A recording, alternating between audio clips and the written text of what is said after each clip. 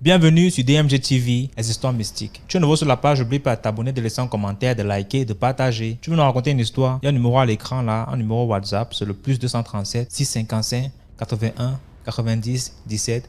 Envoie ton histoire par note vocale sur ce numéro. S'il te plaît, assure-toi qu'il n'y a pas de bruit dans ton audio. Donc envoie ton histoire et on va jouer ici.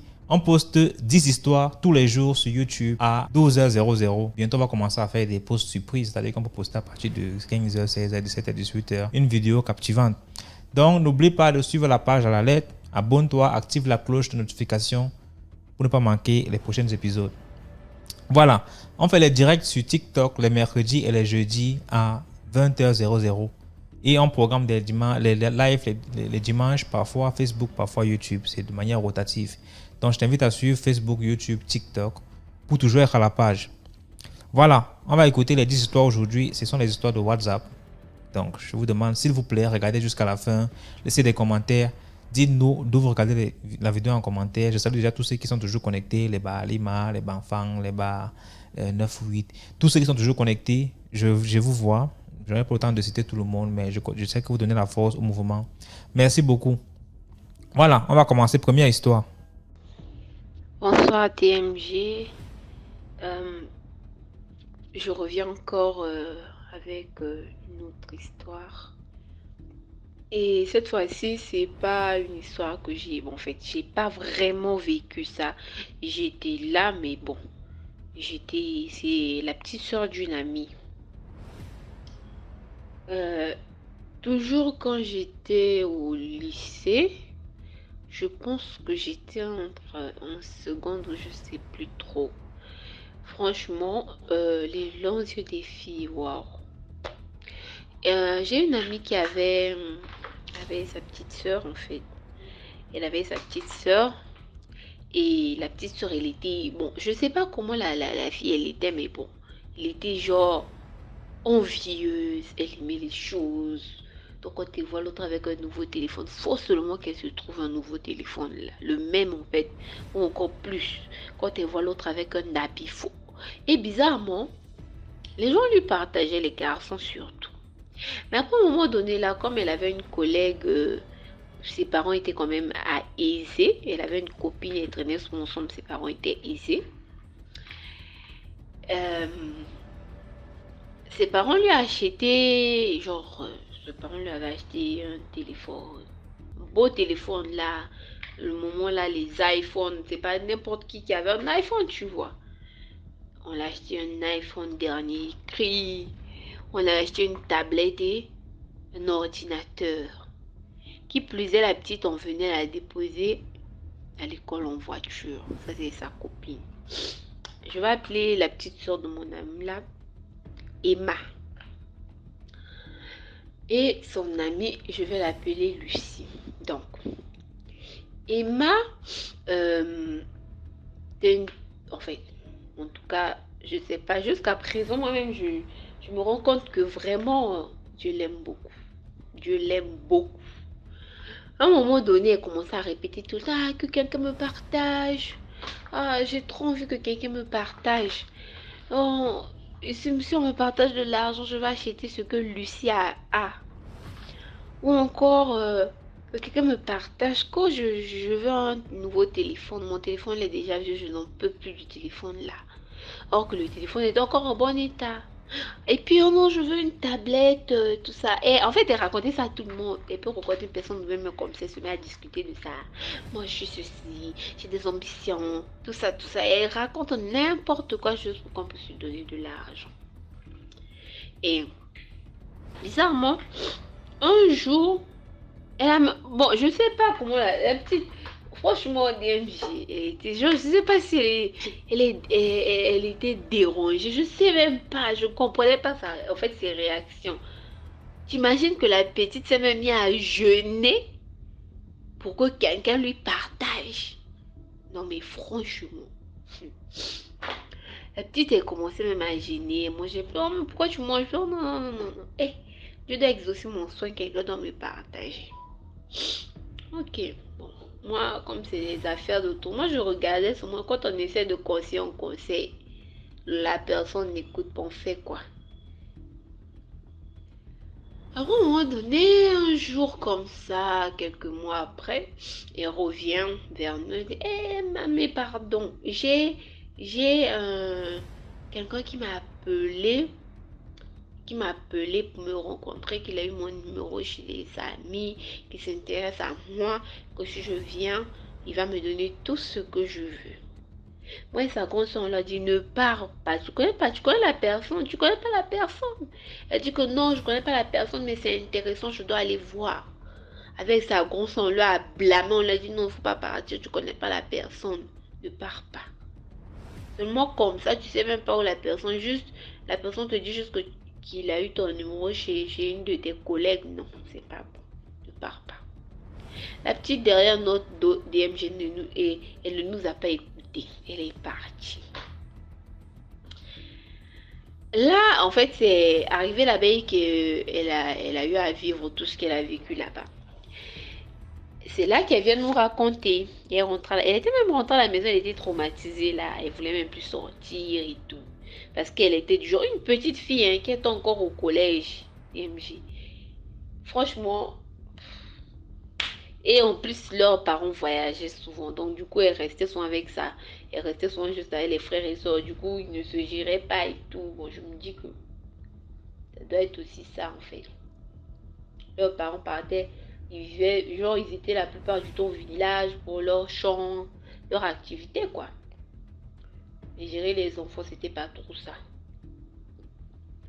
Maintenant, elle arrive et on la demande qu'est-ce qu'il ne va pas. Elle nous dit que non. Elle est partie rencontrer le gars. Arrivée là-bas, elle arrive et voit un mec, genre un jeune homme bien beau, bien bâti et tout. Une petite fille qui est au collège. Les enfants de maintenant n'ont même plus peur. Dehors, vraiment, c'est pas possible. Elle est partie aussi, elle a rencontré le gars. Il lui a dit, ah, tu veux boire quelque chose? Non, moi, je m'intéresse à toi. Je t'ai observé de loin. Tu es vraiment très jolie. Ça ne fait rien, même si tu es encore une petite fille. On peut se côtoyer, on peut se voir de temps à autre comme ça jusqu'à ce que tu sois prête à m'accepter dans ta vie. La petite a vu que le gars, il avait plein de genre 2 ou 3 téléphones là. Des trucs derniers cris, des trucs qui régnaient à l'époque. Elle est restée. Elle est restée. Le gars lui dit, tu peux commander tout ce que tu veux. Le gars lui sort le grand jeu, champagne. Elle était éblouie, elle s'est dit, waouh, j'ai gagné au gros lot. Ils ont mangé. Ils ont fini de manger. Le gars lui dit, si tu viens avec moi. Bon, on a fini de manger, on va aller se reposer. Viens avec moi, on va aller se reposer. Elle a dit se reposer. Elle a dit non, si tu viens, je vais te donner tout ce que tu voudras. Ils sont montés aussi. Le gars lui dit, bon, moi, je t'ai ramené ça.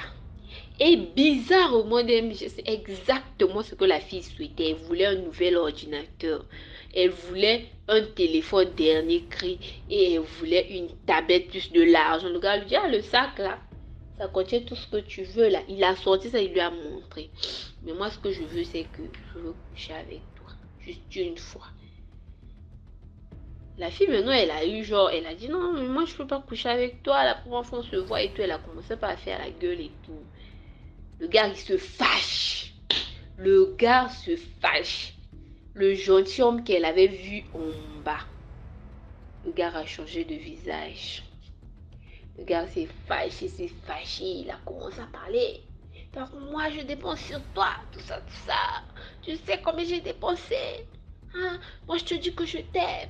Même si on part ensemble aujourd'hui là et tout ça, est-ce que ça est-ce que ça va faire quelque chose puisque je t'aime déjà et tout? Elle a dit non mais c'est la première fois qu'on se voit, je peux pas faire ça. Elle a dit mais d'après toi quand tu venais c'était pour faire quoi? Le gars lui dit d'après toi quand tu venais c'était pour faire quoi? Tu penses vraiment que moi je vais te donner mes trucs gratuitement comme ça? Excusez-moi, il y a ma soeur qui est venue m'interrompre. Voilà. Le gars lui dit que donc moi je vais dépenser sur toi comme ça, je veux même pas que je puisse goûter et tout. Elle dit non, j'ai mes règles. En fait, elle a menti parce qu'elle avait senti qu'elle était maintenant coincée. L'atmosphère était devenue bizarre. Elle se sentait maintenant mal à l'aise avec des frissons. Elle a commencé à frissonner. Elle s'est dit, mais merde, qu'est-ce que. On m'avait pourtant prévenu. Le gars se fâche. Il dit, non, tu mens. Montre-moi que tu as les règles. Tout ça, tout ça.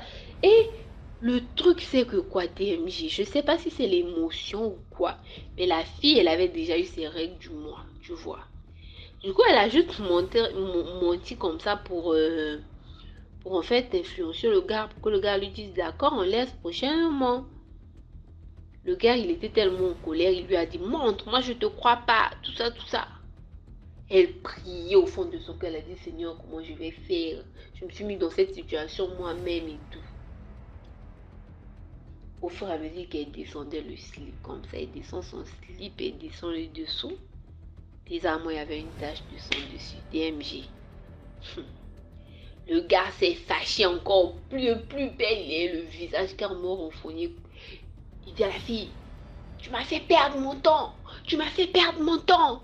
Tu pouvais pas me dire depuis le début que tu n'étais pas en période. Tu pouvais pas et tout. Hein?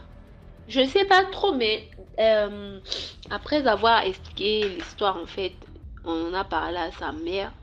La mère, je sais pas trop si dans leur ethnie ou je sais pas quoi et tout. Bon, je maîtrise pas vraiment leur ethnie, je veux pas vraiment en parler.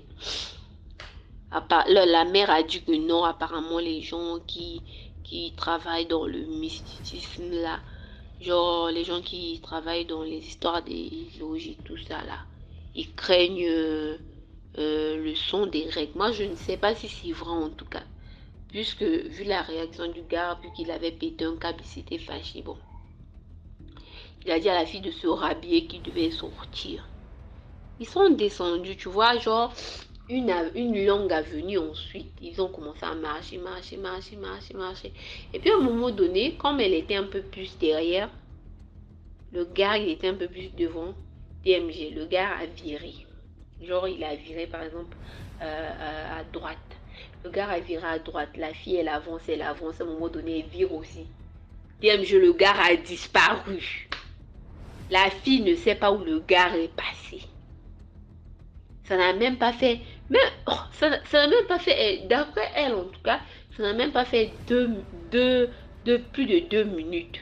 Le gars a viré. Elle était sur ses pas, non. Elle vire comme ça, le gars a disparu. Elle était toute tremblotante. Elle a même crié. Elle est arrivée à la maison, elle était dépassée. C'est quand sa soeur lui demande, mais qu'est-ce qui ne va pas et tout. Puisque moi, je partais souvent chez eux pour travailler les après-midi, après les cours et tout. Je partais parfois pour travailler, parfois juste histoire de causer et puis rentrer chez moi. Rentrer à la maison, chez mes parents. La fille, elle était genre traumatisée. Tu sais, mais jusqu'à présent, la fille là, elle fait plus ça. Elle est devenue même pieuse. C'est elle qui est devenue dans les groupes de prière. Et franchement, elle avait catégoriquement changé. Et après ça, elle était tombée malade. Quand on allait voir un tradipraticien, en fait, quand sa maman est partie avec elle voir un tradipraticien, le tradipraticien lui a dit que non, elle a fait une mauvaise rencontre. Et que si c'était pas Dieu, si c'était pas le fait qu'elle ait eu qu'elle ait eu ce problème-là, les règles et tout, quoi. On allait lui faire du mal, en fait. Le fait qu'il allait coucher avec elle, il allait soutirer quelque chose en elle. Elle allait peut-être rentrer à la maison, on a déjà pris son âme et tout. Parfois, seulement l'enveloppe. Elle allait tomber malade comme ça, et puis voilà, elle décède. Juste à cause de l'argent. Bon, ben... c'est tout ce que j'avais à raconter ce soir. J'ai encore d'autres histoires, c'est juste que j'ai pas vraiment le temps en fait. Et j'invite tout le monde à liker, aimer les vidéos que DMG poste, donner de la force au travail, parce que je sais que c'est pas facile de tenir une page et tout sur les réseaux comme ça. Et en tout cas, j'adore ton émission. Je ne peux pas passer une journée sans suivre ce que tu postes en tout cas. Et j'aime beaucoup ce que tu fais. Voilà, c'était tout. Et bon, en fait, je vais pas me présenter, mais je t'en ferai d'autres histoires, hein, parce que j'ai pas envie qu'on puisse me reconnaître. Étant donné que il y aura d'autres histoires que je te parlerai de ce qui s'est passé dans ma famille. Des trucs vraiment bizarres. J'ai vécu des trucs bizarres. Mais je te parlerai de ça plus tard. Merci. Merci beaucoup pour l'histoire. Et je tenais à dire aussi que, s'il vous plaît, quand vous voulez envoyer vos histoires, assurez-vous qu'il n'y a pas de bruit autour de vous. Quand vous racontez l'histoire, évitez de mâcher pendant que vous racontez l'histoire. Évitez d'être distrait et de bailler. Donc, quelqu'un peut raconter une histoire, il raconte une bonne histoire, mais il est en train de bailler. Mais tu bailles, tu te moques de qui? C'est le manque de respect. Et ici, on ne tolère pas le manque de respect. Donc, respectez tous ceux qui sont venus. Peut-être que je suis votre petit frère, vous me voyez, vous êtes des petits, mais ceux qui regardent ne sont pas forcément des petits. Il y a des grandes personnes qui regardent le direct. Donc, faites l'effort de respecter en racontant l'histoire de manière respectueuse. C'est-à-dire que tu racontes en sachant que celui qui est devant toi peut être une grande personne et tu as l'obligation de respecter cette personne-là. Tout comme je demande aussi à ceux qui sont dans les commentaires de respecter tous ceux qui montrent à raconter, donner la force, encourager et tout et tout. Même ceux qui racontent aussi doivent respecter ceux qui sont en train d'écouter. C'est réciproque, le respect est mutuel. Voilà, on passe à la deuxième histoire. Bonjour DMG, bonjour la famille DMG, j'espère que vous allez super bien. Déjà, merci pour ce concept qui nous édifie, qui éveille nos consciences et nous permet de mieux comprendre la vie. Donc, j'exhorte tout le monde à liker, à commenter et à partager pour aider des personnes, pour aider d'autres personnes et agrandir la communauté. Car ce sont des histoires qui nous édifient chaque jour, qui nous permettent de comprendre comment ça se passe là dehors, qui nous permet de mieux marcher avec des gens, nous méfier et tout, savoir comment affronter certaines situations. Donc déjà, je suis une de tes abonnées depuis le tout début sur TikTok. Bon, c'est juste que j'ai pas souvent la possibilité de monter lors des lives pour compter mes histoires, puisque j'en ai plusieurs. Aujourd'hui, je vais vous partager une de mes histoires. Bon, je suis une jeune Camerounaise. Mon histoire se passe quand j'étais encore toute jeune, dans les 11 ans, 12 ans. Je vivais dans la ville de Douala. Bon, je vivais avec mon papa, lui, il était marié et tout. Donc, dans ce quartier, nous avions des voisins, une famille de 5 personnes, 3 enfants et les parents, le père et la mère, le couple, quoi. Et puis, non, c'était juste parce qu'il y avait une qui était la petite soeur de la maman qui était venue, qui vivait avec eux pour s'occuper des enfants puisque le papa et la maman travaillaient. Cette famille, c'était une famille que je peux dire tout le monde admirait dans le quartier. Ils étaient tellement simples, tellement calmes, gentils, ouverts à tout, c'est-à-dire c'était vraiment de bonnes personnes, s'il faut dire ça comme ça. C'était une famille modeste. Donc, j'étais pas trop aisé, j'étais pas non plus très pauvre, si on peut dire comme ça. Donc, c'était une famille. Moi, particulièrement, je m'entendais beaucoup avec cette famille parce que déjà, je vivais chez mon papa où je vivais, j'étais tellement maltraité. Et pendant mon enfance, j'étais un enfant plutôt calme, réservé, triste, toujours triste et autres. Ce qui fait que cette maman, à chaque fois qu'elle me voyait, elle même me dit, bon, je vais me donner un prénom Anne. Elle même me dit, Anne, mais qu'est-ce que tu fais là? Viens, viens, ma fille, viens. Elle me conseille, elle me console, elle me calme, elle me dit, non, t'inquiète pas, ce que tu vis, ça va passer, c'est juste pour un temps, tu vas grandir. Bon, elle était comme une deuxième maman pour moi. Donc, cette famille, ils étaient tellement accueillants, ils étaient tellement gentils et autres. Et ces enfants, les enfants de cette dame, ils étaient très proches de moi déjà, ils m'aimaient beaucoup et tout. Donc, tout a commencé quand, pendant une certaine période, euh, le monsieur a eu une promotion au boulot. Parce qu'il travaillait dans une société de la place, il a eu une promotion au boulot. Et les choses sont allées un peu vite, s'il faut dire. En un clin d'œil, il a acheté une voiture. Parce que la maison était en chantier, c'était en construction et le chantier avait cessé depuis des années. Donc il a acheté une voiture, il a lancé le chantier en un clin d'œil, c'était tout fini. La maison, on avait levé, carrelé, racheté des meubles et tout. Bon, le quartier, bon, certaines personnes se posaient des questions et autres, mais bon, moi particulièrement, comme j'étais proche de moi, je me disais, bon, c'est une famille travailleur, le père travaille, la mère travaille, donc c'est possible, ça peut arriver. Donc, après quelques temps, disons 5 à 6 mois, la maman tombe malade. Elle fait une maladie, déjà, elle rentre du travail comme aujourd'hui. Parce qu'elle rentrait, gardait souvent des petits trucs aux enfants, et dans nos enfants. Dans cette famille, elle avait 2 enfants, elle avait 3 enfants, donc 2 filles et un garçon. La dernière était une fille, la première était une fille, le garçon était au milieu. Et quand elle rentre ce soir, elle appelle la dernière, qui était, comment dire, le bébé de maman. Elle donne ce qu'elle est rentrée avec. Elle avait l'habitude de jouer, passer le temps avec ses enfants quand elle rentre le soir. Mais ce soir-là, elle est rentrée. Elle s'est directement dirigée dans la chambre. Elle appelle la petite. Quand les enfants sont venus lui dire bonsoir et tout, et puis elle dit à la petite, tiens, voilà ce que je vous ai gardé. Je suis un peu malade, j'ai un peu mal à la tête. Et puis je vais me reposer. Elle se couchait dehors. Le lendemain matin, sa petite soeur qui vivait avec eux se lève, elle apprend les enfants et tout pour l'école, mais maman n'est pas toujours debout, alors que d'habitude c'est elle qui vient les réveiller au lit. Bon, ils vont dans la chambre, elles essayent de toucher maman, maman est là, mais maman est un peu faible. Maman dit non, ça va pas trop, je suis fatiguée, tout à l'heure je vais aller à l'hôpital, les enfants vont à l'école. Et puis ils rentrent, et elle n'est pas allée à l'hôpital, elle est restée à la maison, et elle a pris quelques médicaments comme on a l'habitude de prendre à la maison et tout. Le soir, là, ça allait un peu mieux puisqu'elle s'est levée, elle a mangé avec ses enfants et tout. Et elle s'est couchée. Donc, son mari, lui, comme ça, il avait une promotion, ce qui fait qu'il voyageait un peu beaucoup. Mais ce soir-là, quand sa femme est tombée malade, il n'était pas là en fait. Il était sorti, il avait voyagé pour le travail. Donc, le lendemain, ce soir, le deuxième soir, donc, après avoir dîné avec ses enfants, elle s'est mise au lit. Et puis, le matin, on entend des cris partout. Mais qu'est-ce qui se passe? C'est là où on accourt, on va vers là.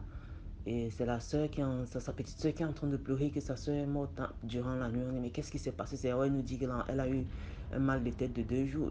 Une journée, puisque à la veille, elle a dîné avec eux. Elle disait que ça allait mieux. Elle s'est couchée au lit, elle ne s'est plus réveillée. Donc, il y a eu deuil, on a fait les cérémonies. Son mari est venu. Il y avait les pleurs partout dans le quartier. Donc, le jour de la levée du cordon, parce que les murmures ont commencé, qu'il y avait des choses étranges qui se passaient à la maison bien avant même la levée du corps. Bon, le jour de la levée du cordon, moi j'étais tellement affecté parce que cette maman était comme une deuxième maman pour moi dans ce quartier. J'étais tellement affecté. Vous allez m'excuser si je suis un peu longue.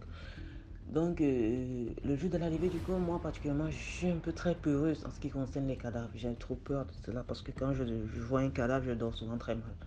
Donc, le jour de l'arrivée du corps, j'ai vu, bon, on a assisté quand le corps est arrivé à la maison et tout, mais quand on a installé le corps, moi j'ai dit aux autres enfants du quartier et tout, que bon, moi je peux pas voir le corps parce que je vais pas pouvoir dormir, donc je vais rentrer à la maison, je vais rentrer me coucher. Je suis rentré me coucher, mais pendant la nuit, j'ai fait un rêve. Un rêve comme quoi je me suis retrouvé à la place du deuil. C'est-à-dire, je dors, je rêve que je suis à la place du deuil. À côté du cercueil, je vois la dame placée debout, tout en blanc, en train de dire mes enfants en pleurant. Elle pleure, elle dit mes enfants, qu'est-ce que mes enfants vont devenir, qu'est-ce que mes enfants vont devenir. Je vois tout le monde, sa propre mère à côté aussi du cercueil de l'autre côté, en train de se rouler au sol, pleurer. En fait, j'ai un peu vu comment ça s'est passé durant le deuil. Je suis sorti, je me réveille et puis j'ai dit bon, elle est morte, elle est décédée. Je pleurais quand elle disait mes enfants parce qu'elle s'est tournée, elle me regarde. Elle me dit Anne, bon, non, elle me dit Anne, mes enfants, qu'est-ce qu'ils vont devenir et tout. C'est là où je suis sauté et qu'est-ce qui se passe? En sautant, il était 4 h du matin. Je me lève et tout. Je fais mes travaux à la maison comme d'habitude. Bon, je vais à l'école le lendemain puisqu'on avait voyagé avec le corps au petit matin. Je vais à l'école, je rentre le soir. Quand on est entre nous au quartier, je demande, mais qui a assisté au deuil et tout. On me dit, oui, elle était habillée comme ça, tout en blanc. Il y a sa maman qui a tellement pleuré à côté du corps. Il y avait des discussions comme quoi, c'est vous qui avez tué ma soeur, c'est vous qui avez tué ma fille, des trucs comme ça. Et c'est tout ce que, c'est-à-dire tout ce qu'on m'a relaté, c'est tout ce que j'ai vu dans mon rêve. C'est-à-dire, c'est comme si j'y étais. Or, je n'y étais pas, je dormais. Donc, c'est-à-dire même le vêtement qu'elle avait porté durant le deuil, c'est la même chose que j'ai vu. C'est la même chose que j'ai vu. En fait, c'est la même chose qu'on m'a dit. C'est-à-dire, elle avait une robe blanche avec des perles autour du cou et au bras. Et c'est la même chose qu'on m'a informé. On m'a dit, c'est bon. Quand on a enterré, ils sont rentrés. Le mari était abattu, les enfants étaient abattus, tout avait changé et tout. Un mois après, le monsieur aussi, il commence à un peu délirer à la maison parce qu'on disait qu'il y avait des trucs paranormaux, puisqu'ils avaient des locataires qui disaient mais il y a des trucs qu'on ne comprend pas dans la maison.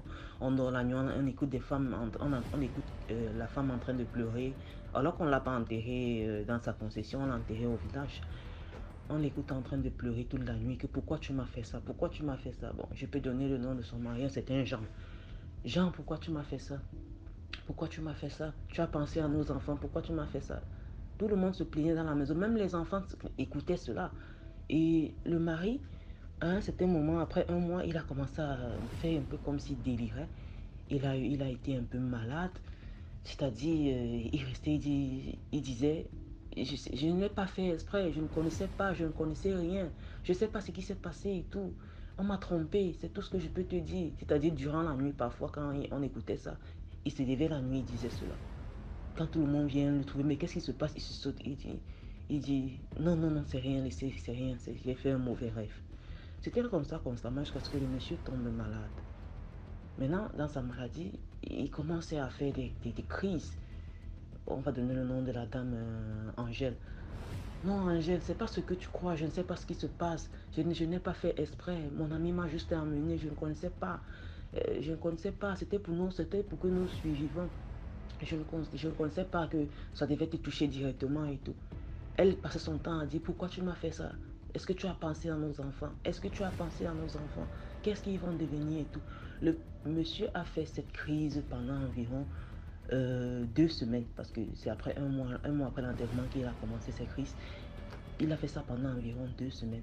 Et une nuit, ils étaient couchés, après le dîner, ils étaient couchés tous, ils étaient endormis. Quand ils ont entendu le monsieur lancer un grand cri, non, ne me fais pas ça, non, ne me fais pas ça, non, ne me fais pas ça, 3 fois.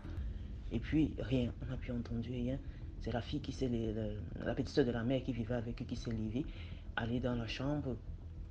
Elle s'est rendue compte que son oncle, le mari de sa soeur, bon, je me dis, son beau, il était couché au lit avec les yeux grandement ouverts et puis elle touche partout, rien ne fonctionne, donc il était décédé. Elle lance aussi les cris. C'est comme ça, tout le monde sort, le quartier à court et tout. C'est là où on nous fait comprendre qu'il y avait des phénomènes paranormaux qui se passaient dans la maison. Tu déposes le verre ici, tu viens trouver qu'on a rangé à sa place. Tu déposes les vêtements de l'enfant, tu viens trouver qu'on a rangé à sa place. Les enfants disaient non, chaque fois, leur maman les chantait la berceuse avant qu'ils aillent au lit, malgré qu'elle n'était plus là.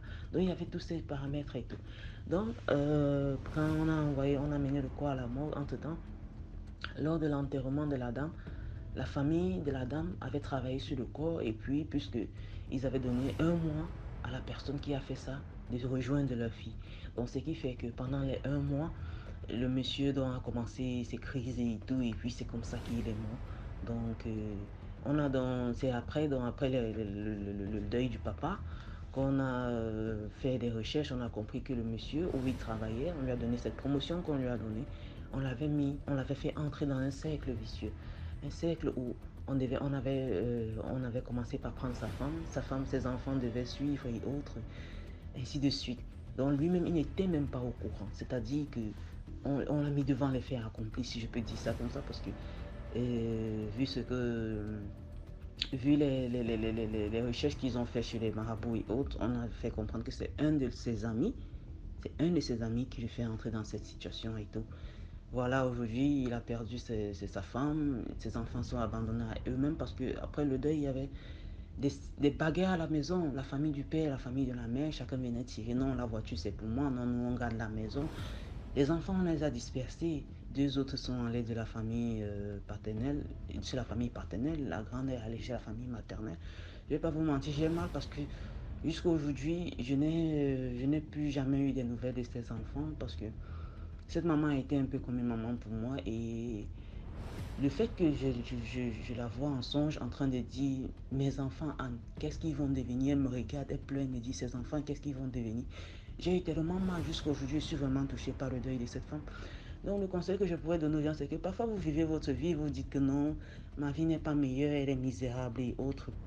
Nous n'avons pas une vie misérable parce que parfois tu regardes pour le voisin à côté, tu te dis non, mais t'as pas, ta vie elle est meilleure par rapport à l'autre. Contentons-nous du peu que nous avons, battons-nous juste pour nous sortir de certaines situations, évitons la mauvaise compagnie, les mauvais conseils. Apprenons à vivre du peu que nous avons. Le Seigneur ne peut pas te donner une situation qu'il sait que tu n'es pas en mesure de gérer. C'est quand toi-même dans mon village, on dit souvent, si tu es trop pressé, le Seigneur va retirer ta part de macabre au feu non cuit, te donner, tu vas manger, ça va te gratter toi-même. Donc c'est un peu ça. Dans la vie, il ne faut pas être pressé, il faut prendre les choses telles qu'elles sont, il faut prendre les choses telles qu'elles viennent. Donc déjà, je m'excuse pour la durée, pour la longueur et tout, comme c'est juste que bon. Et je m'excuse déjà pour cela. Et puis je vous souhaite bonne soirée à tous et merci. Merci beaucoup pour l'histoire. Je vous laisse dire ce que vous pensez en commentaire. Voilà. Et on va passer à la troisième histoire rapidement. Dites-moi d'où vous regardez la vidéo en commentaire. Troisième histoire. Bonsoir DMG, j'espère que tu vas bien. J'ai découvert ta page sur Facebook et je voulais aussi raconter mon histoire. Alors, je ne vais pas être trop longue. Déjà, j'aimerais commencer par dire que j'ai pas grandi avec mon papa. Je suis quelqu'un que j'ai grandi beaucoup plus avec ma maman et ma grand-mère. Mais à un certain niveau de ma vie, j'ai eu à rencontrer mon père et j'ai eu à lui demander si je pouvais venir rester avec lui pour un moment, juste le temps de le connaître au fait. Bon, à l'époque, je venais juste d'écrire mon bac. Bon, quand j'ai fini d'écrire mon bac, je suis partie rester avec mon père. Et il a une femme. Jusqu'à présent, il est toujours marié à cette femme-là. Quand je suis arrivée là-bas, j'ai vu que mon père se comportait un peu bizarrement. En premier lieu, je me disais que bon, peut-être c'est parce que il se sent mal à l'aise. Tu vois même dans les films nigérians, on voit toujours les belles-mères qui maltraitent les belles filles, quoi. Les belles-mères qui maltraitent les enfants que leurs maris ont eu dehors. Bon, techniquement, mon papa était avec ma maman avant qu'il ne soit avec cette dame. Bon, je ne peux pas vraiment dire que c'était un enfant de dehors. Voilà. Bon, j'arrive là-bas, je vois que mon papa se comporte bizarrement. C'est comme s'il est là, mais il n'est pas là. Il est là comme un zombie, au fait. Il est là, mais il ne parle pas. Il est seulement... Voilà, c'est sa femme qui choisit tout ce qu'il va manger, ce qu'il va faire. C'est elle qui contrôle tout, au fait, dans la maison. Et elle n'a pas tardé à me montrer qu'elle ne m'aime pas trop. Parce que je suis arrivée là-bas pour 2-3 jours. Elle a fait un peu semblant, mais après, elle m'a montré que voilà, elle ne m'aime pas.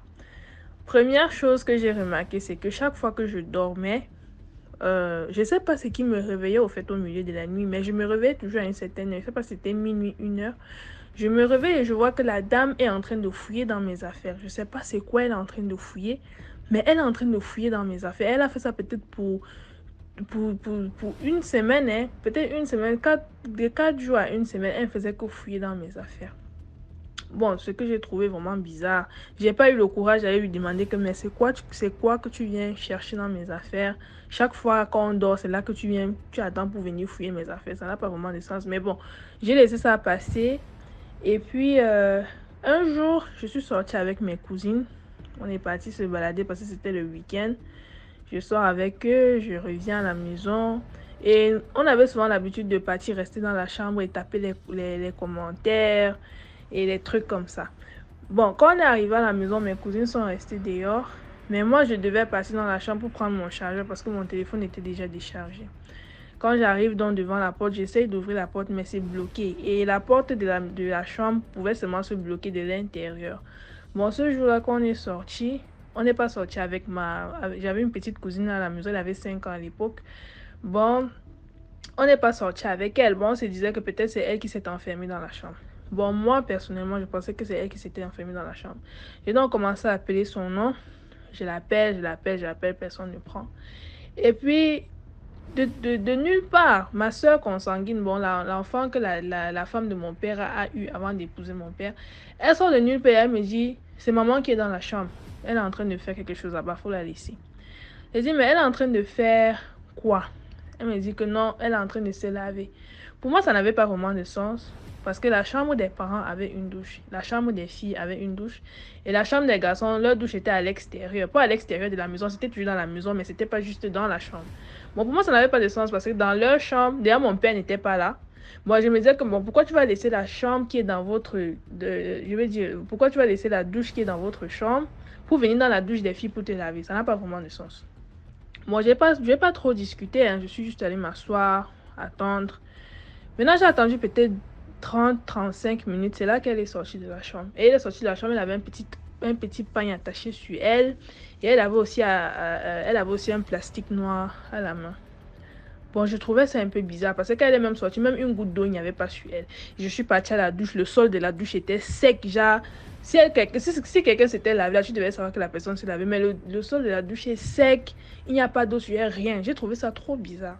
So, j'ai appelé ma mère, j'explique la situation à ma mère me dit que bon, ce que tu vas faire, c'est que le lit que tu dors sur ça là, tu vas essayer d'échanger ça avec une de tes cousines. Bon, tu vas demander à une de tes cousines de dormir sur ton lit et toi, tu vas dormir sur son lit à elle. J'ai dit ok.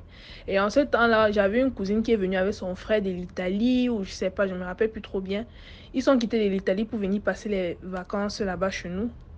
Bon, j'ai demandé à ma cousine là si elle voulait dormir sur mon lit. Déjà, elle avait toujours voulu dormir sur mon lit parce que c'était en haut et la clim était juste à côté de mon lit au fait. Bon. Elle disait que oui, tu sais, comme il fait très chaud là, moi j'ai toujours voulu dormir sur ton lit, mais tu as refusé. Mais aujourd'hui là, comme tu veux qu'on échange de lit, il n'y a pas de problème. Moi, je vais dormir là-bas. Elle dit ok. Elle monte donc, elle dort. Maintenant, peut-être 2-3 jours après, elle tombe gravement malade. Je dis gravement malade. Au point où elle ne mangeait pas, elle était en train de maigrir. Et ça a fait peur à mon père, au fait, parce que leur papa est venu les déposer à la maison et il est parti. Je ne sais pas s'il est parti au village ou s'il était parti où. Mais mon père, tellement il avait peur, parce que de toute façon, elle était malade, c'est comme si elle devait mourir. Bon, mon papa a appelé son papa à elle et il lui a dit, bon, il faut venir la chercher, parce que là, la situation, je ne sais pas ce qui se passe avec elle, mais elle est seulement malade, elle refuse de manger et tout. Moi, c'est là maintenant que j'ai donc appelé ma maman, je l'ai expliqué, elle me dit, tu vois, peut-être même, elle avait mis un truc sur ton lit, et comme ce n'était pas toi qui allais te coucher sur le lit, c'est pour ça que ta cousine, elle est tombée malade, parce que si c'était toi qui te couchais sur le lit, là, peut-être quelque chose de plus grave même allait t'arriver. Bon, j'ai resté dans la maison là, mais j'avais seulement peur. À un moment même, j'ai dit à ma maman que je vais rentrer dans la ville où elle se trouve. Ma maman me dit non, tu ne peux pas rentrer ici là, parce que déjà, je n'ai pas les moyens de t'envoyer à l'université et tout. Bon, il va falloir que tu restes chez ton père. Bon, à un moment, mon père m'a amené aux États-Unis. Et quand il est arrivé ici, là, pour les 1 mois qu'il était ici, là, je vous assure, il était tellement joyeux, tellement plein de vie. J'ai vraiment vu le vrai visage de mon père, en fait, parce qu'il était tellement plein de vie, tellement joyeux. Voilà, et il ne pouvait pas rester même plus de 4 jours sans m'appeler. Maintenant, quand il est quitté d'ici, parce qu'il est venu me déposer ici chez un membre de la famille, quand il est quitté d'ici, il est rentré au pays, il ne m'appelait pas. Genre, il peut même faire 1 an sans m'appeler. Si c'est pas moi qui l'appelle, il ne me prend pas. Soit même je l'appelle, mais il ne me prend pas. Bon, c'était tellement... Genre, c'est comme si je voulais même en vouloir à mon père. Parce qu'il disait que comment tu vas venir déposer un enfant de 16 ans dans un pays qu'elle ne connaît personne et tout. Parce qu'à l'époque, j'avais 16 ans. Mais je dis que, mais comment tu vas venir déposer un enfant dans un pays où elle ne connaît personne, elle ne connaît rien, et tu vas complètement l'abandonner comme ça? C'est vrai, j'étais avec un membre de la famille, mais n'empêche que tu vas quand même garder le contact avec moi et tout. Bon, à un moment, mon père est revenu ici, peut-être 2 ou 3 ans après. Il est revenu ici, mais il était avec sa femme. Je vous assure, DMG, il est venu ici dans la même ville où je me trouve. Il n'est même pas passé chez moi. Il ne m'a même pas appelé. Comment j'ai même su qu'il venait? Si c'est sa femme elle-même qui m'a écrit pour me dire que oh, on est en train de venir. Et ils m'ont écrit quand ils étaient dans l'avion. Elle m'a écrit, elle a pris une photo de la fenêtre de l'avion pour me dire que ouais, on est en train de venir. Je dis oh, mais vous m'avez même pas dit même 1 semaine ou quelques jours avant pour que je vous demande même de prendre quelques petits trucs pour moi. Elle m'a dit oh, je pensais que ton père t'a dit qu'on venait. Je dis non. Ils sont arrivés ici, là, moi. Je te jure, ils ne sont même pas passés chez moi. Pourtant, on était dans la même ville, on n'était même pas à 10 minutes de l'un l'autre. Ils ne sont pas passés chez moi, ils ne m'ont pas appelé, rien du tout. Ils sont venus ici, ils ont fait peut-être 1 mois après, ils sont repartis. Juste comme ça. Bon, pour moi, vraiment, je pense que mon père a été envoûté parce que À un moment, je veux me fâcher contre lui, mais j'ai toujours ma maman qui essaie de me rappeler que bon, ton père n'est pas dans tous ses esprits, au fait. Surtout quand il est avec sa femme, il n'est pas dans tous ses esprits. Je vais remarquer que quand il n'est pas avec sa femme, il est là, il est joyeux, il est plein de vie. Mais quand sa femme est là, ou bien quand il est à côté de sa femme, ou bien quand il est à la maison là-bas, il y a quelque chose. C'est comme s'il n'est pas là. C'est comme s'il est enfermé quelque part, comme si son corps est là, mais son esprit est loin. Bon, vraiment pour toutes ces femmes-là qui font le charme là, tout ce que je peux vous dire, c'est que un jour ça va pourrir et ça va s'enchier. Tout ce que je peux faire pour l'instant, c'est seulement de prier pour mon père parce que je peux rien faire d'autre. Je peux pas faire quoi que ce soit. Voilà, tout ce que je peux faire, c'est seulement prier pour lui. Et j'aurais vraiment voulu que la situation soit autrement, mais malheureusement, c'est comme ça. Bon, ça, c'était un peu ma petite histoire. Je ne voulais même pas aller trop dans les détails parce qu'il y a encore plusieurs autres choses qui se sont passées quand je vivais là-bas, mais je ne veux pas aller dans les détails parce que ça va me prendre trop long. Et vraiment, merci pour tout ce que tu fais. Merci pour ta page. Ça nous édifie vraiment. Et voilà, bonne journée. Merci beaucoup pour l'histoire. Maintenant, on va passer à la quatrième histoire. Quatrième histoire. Coucou DMJ, en fait, j'ai encore une petite histoire à te raconter, à partager avec les internautes ce soir. En fait, ma mère m'avait raconté une histoire qui s'était passée quand elle était plus jeune. Et elles avaient en fait tendance à cuisiner plus tôt quand elles étaient jeunes et tout. Mais ces moments-là, elles préparaient une sorte de fête. Et, elles étaient dans des églises évangéliques. Elles préparaient des fêtes en fait. Pas vraiment fêtes. Il y a des moments où, dans les églises évangéliques, il y a des gens, vous partez en fait. Vous voyagez pour aller peut-être quelque part dans un petit village pour la prière et tout. Après, bon, comme ils préparaient ça, ils avaient tendance à rentrer tard pour cuisiner tard et tout. Et étant donné que leur mère n'était pas là, genre ma grand-mère, elle n'était pas là. Ça les arrangeait parce qu'elles étaient juste là. Tout le monde partait pour revenir.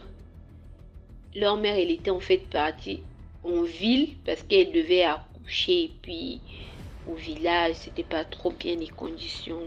Bon, c'était pas fameux, quoi. Donc, c'était son 8e chose dans le genre. Et dans la famille de ma mère, elles sont à 8. 6 filles et 2 garçons. Et ce moment-là, quand elles rentrées à la maison, elles se sont arrêtées au marché. Elles ont dit, bon, comme on n'a pas préparé, on achète... on avait laissé le poisson à la maison, on achète le coco. Comme ça, on va cuisiner quand on va rentrer. Elles sont venues, elles ont même acheté le coco chez la dame. La dame les a vendu le coco. La dame leur a même dit, oh, vous êtes gentils, je vous ajoute le cadeau. Elle leur a mis le cadeau. Elles sont aussi venues à la maison, elles ont préparé, elles ont fini. Elles ont mangé. Étant donné que c'était bon, en fait, la nourriture qu'elles avaient ajouté le coco, c'était, des cuisses, je pense, d'après ce qu'elle m'a raconté. Les cuisses qu'elles avaient juste fait sauter, qu'elles avaient mangé. Par exemple, disons, elles ont mangé le lundi, ensuite le mardi, comme elles sont rentrées tard, comme il y avait un reste, elles ont décidé de mettre le coco pour faire un bouillon et manger avec. Elles sont arrivées, elles ont fait le bouillon, elles ont mangé. Je te dis DMJ, la nuit, toutes celles qui avaient mangé la nourriture, là, la diarrhée. Écoute-le-moi du coup, diarrhée, je te dis DMJ. Elles ne se sentaient pas bien, c'était fatiguées. Et se sont dit, ah, mais la nourriture, là, on a mangé ça hier. La seule nouvelle chose qu'on a ajoutée, c'était le coco, là. Jusqu'au lendemain, comme elles ont fait un effort de prendre les produits et tout, mais ça s'était calmé juste un tout petit peu. Quand elles arrivent, elles se sont dit, non, on doit aller voir la dame qui nous avait vendu le coco, là. Le matin, elles sont parties. Elles sont parties d'abord aux répétitions, comme elles préparaient la fête et tout. Maintenant, en rentrant, comme elles sont rentrées, elles se sont dit, on doit aller voir là où on avait acheté le coco. Elles arrivent DMJ, devant la parcelle, là où la dame vendait. La photo de la femme. Elles étaient dépassées. Mais qu'est-ce qui s'est passé? La dame l'a eu quoi? Oh non, la dame était décédée. Décédée? Comment ça décédée? Oh non, euh, elle est décédée quand? Oh, ça fait une semaine qu'elle est décédée. Elle est décédée, comment ça fait une semaine? Comment ça une semaine? Nous, hier, on a acheté le coco chez elle. On a acheté le coco chez elle. On a préparé à la maison. On a mangé. Et puis, c'est bon. Elles ont dit que non, elles ont préparé le coco, elles ont mangé. Et que après ça, elles ont eu des maux de ventre. Et jusqu'à présent, elles font la diarrhée. La dame qui était là, il y avait une dame qui est en train de les répondre là. Non, mais bon. Actuellement, elle est décédée, ça fait une semaine, mais il y a des rumeurs qui disent qu'on la perçoit. Sûrement, elle est morte, mais pas de la bonne manière. Elle est morte, parfois ils vont emmener certaines personnes avec elle. Sûrement, on l'a vendue et tout. C'est comme ça que, quand ils sont rentrés à la maison, ils ont appelé ma grand-mère pour leur dire que non, on a vécu quelque chose. Ils ont expliqué à ma grand-mère. La grand-mère leur a demandé d'aller chez leur oncle. Et leur oncle connaissait quelqu'un, tradipraticien, qui les a fait manger des trucs. Sinon, pas, ça allait être compliqué pour eux, quoi. Même s'ils ont acheté, mais c'était à une personne qui est décédée. Les histoires de nourriture, là, elle a dit qu'ils en ont vécu plusieurs. Dès que l'autre fois, c'était de la viande. La même chose. Elles ont acheté de la viande, une très bonne viande, elles ont mangé, mais après, c'était la diarrhée et tout. Toujours le même scénario. Et puis l'autre fois, elles voyageaient. Elles voyageaient avec leurs parents pour la ville. Elles sont arrivées à la frontière d'un village, là, on vendait des choses et tout. Franchement, elle n'écoute pas aussi. Hein. Comment aussi savoir que ça, c'est une mauvaise nourriture et tout? Bon, on ne saura pas.